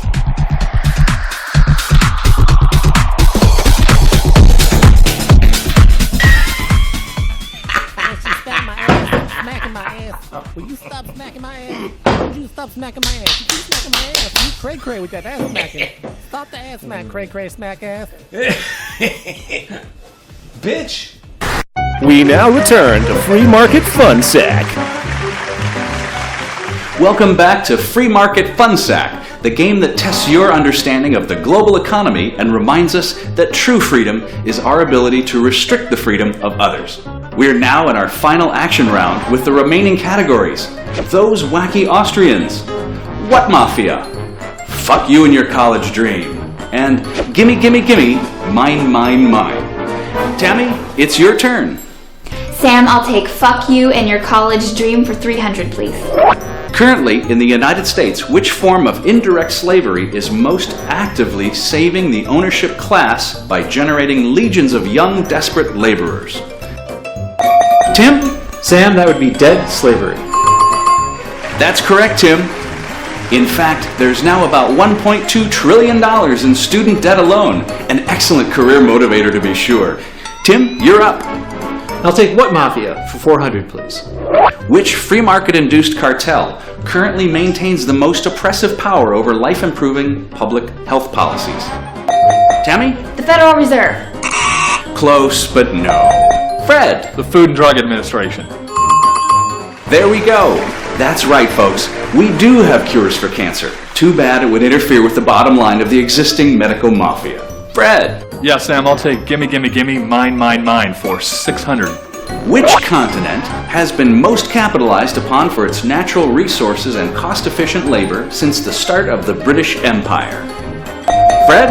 Asia? Very close, but no. Tammy? South America? Even closer, but no bueno. Tim? Africa. You got it. Oil, minerals, spices, land, and even people have been taken by the West and put to good economic work for hundreds of years. Economic efficiency at its best. That buzzer means we're out of time. Fred, you're our new winner. Tammy and Tim, please enter your designated free market fun sacks, as your fates have been set to help contribute to the emerging market economies of the third world. Ed? That's right, Sam. Tammy is off to luscious Thailand to be a sex slave in one of the most promising markets of the region, human trafficking. While Tim is off to Southeast Asia to work for 18 hours a day for 10 cents an hour, making expensive sneakers for American school children. Thank you all for joining us. Now a word from our sponsor.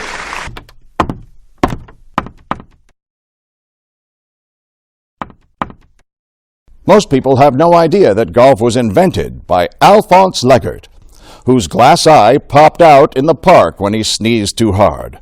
Because of his broken leg, he had to putt the eye all the way home before his wife retrieved it for him. But by then, he knew he had a new sport and a dream. It's all true. Know why? Because you heard it from some guy in a tie. Final thoughts. I've spent the beginning of my focus in activism by doing what most everyone else was doing, blaming other people and institutions. Don't like the war? Let's blame the president, Congress, or political lobbyists. Don't like ecological disregard? Let's blame this or that corrupt corporation or some regulatory body for poor performance. Don't like being poor and socially immobile? Let's blame government coercion and interference in this free market utopia everyone keeps talking about.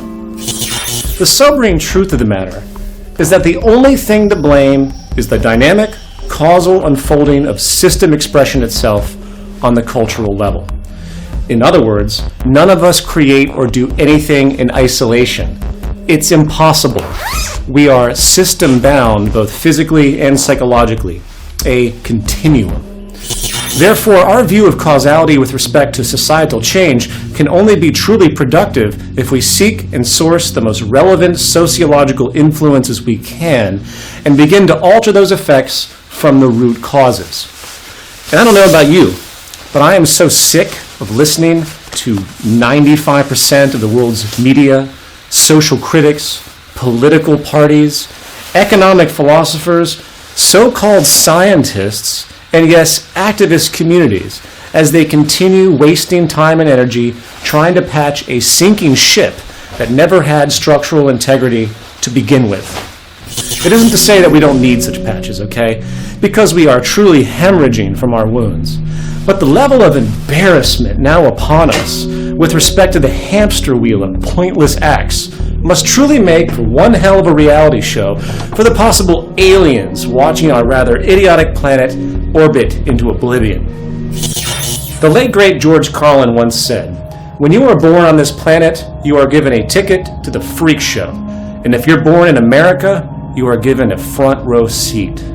It may be true that behind every cynic there is a failed idealist, but in a world where no good deed goes unpunished, it is easy to see how the most sensitive of the human condition can't help but suffer a kind of trauma of the spirit, where the childlike goodwill, curiosity, and rational development is stomped, suppressed, and destroyed by stubborn traditionalism forged by the supposed virtue of arrogant elitism.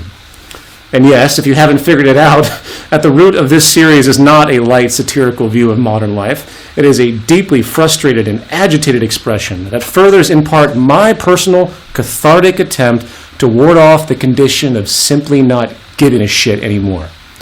And my hope is that those of you out there who can identify with this plight will begin to understand the seriousness of this societal struggle and work to help redeem this epidemic of intellectual belligerence known as the zeitgeist we endure. With that, I would like to thank all of you who have supported this show thus far, and perhaps we all may emerge to see a common human end in time, realizing that everything is you and you are everything. A spiritual responsibility of sorts, if you will, perhaps finally lifting us out of the dark age we wallow in today. My name is Peter Joseph, and perhaps you, like me, will no longer perceive yourself as a victim of a culture in decline, but rather as an agent of evolution, an agent of a culture in ascent.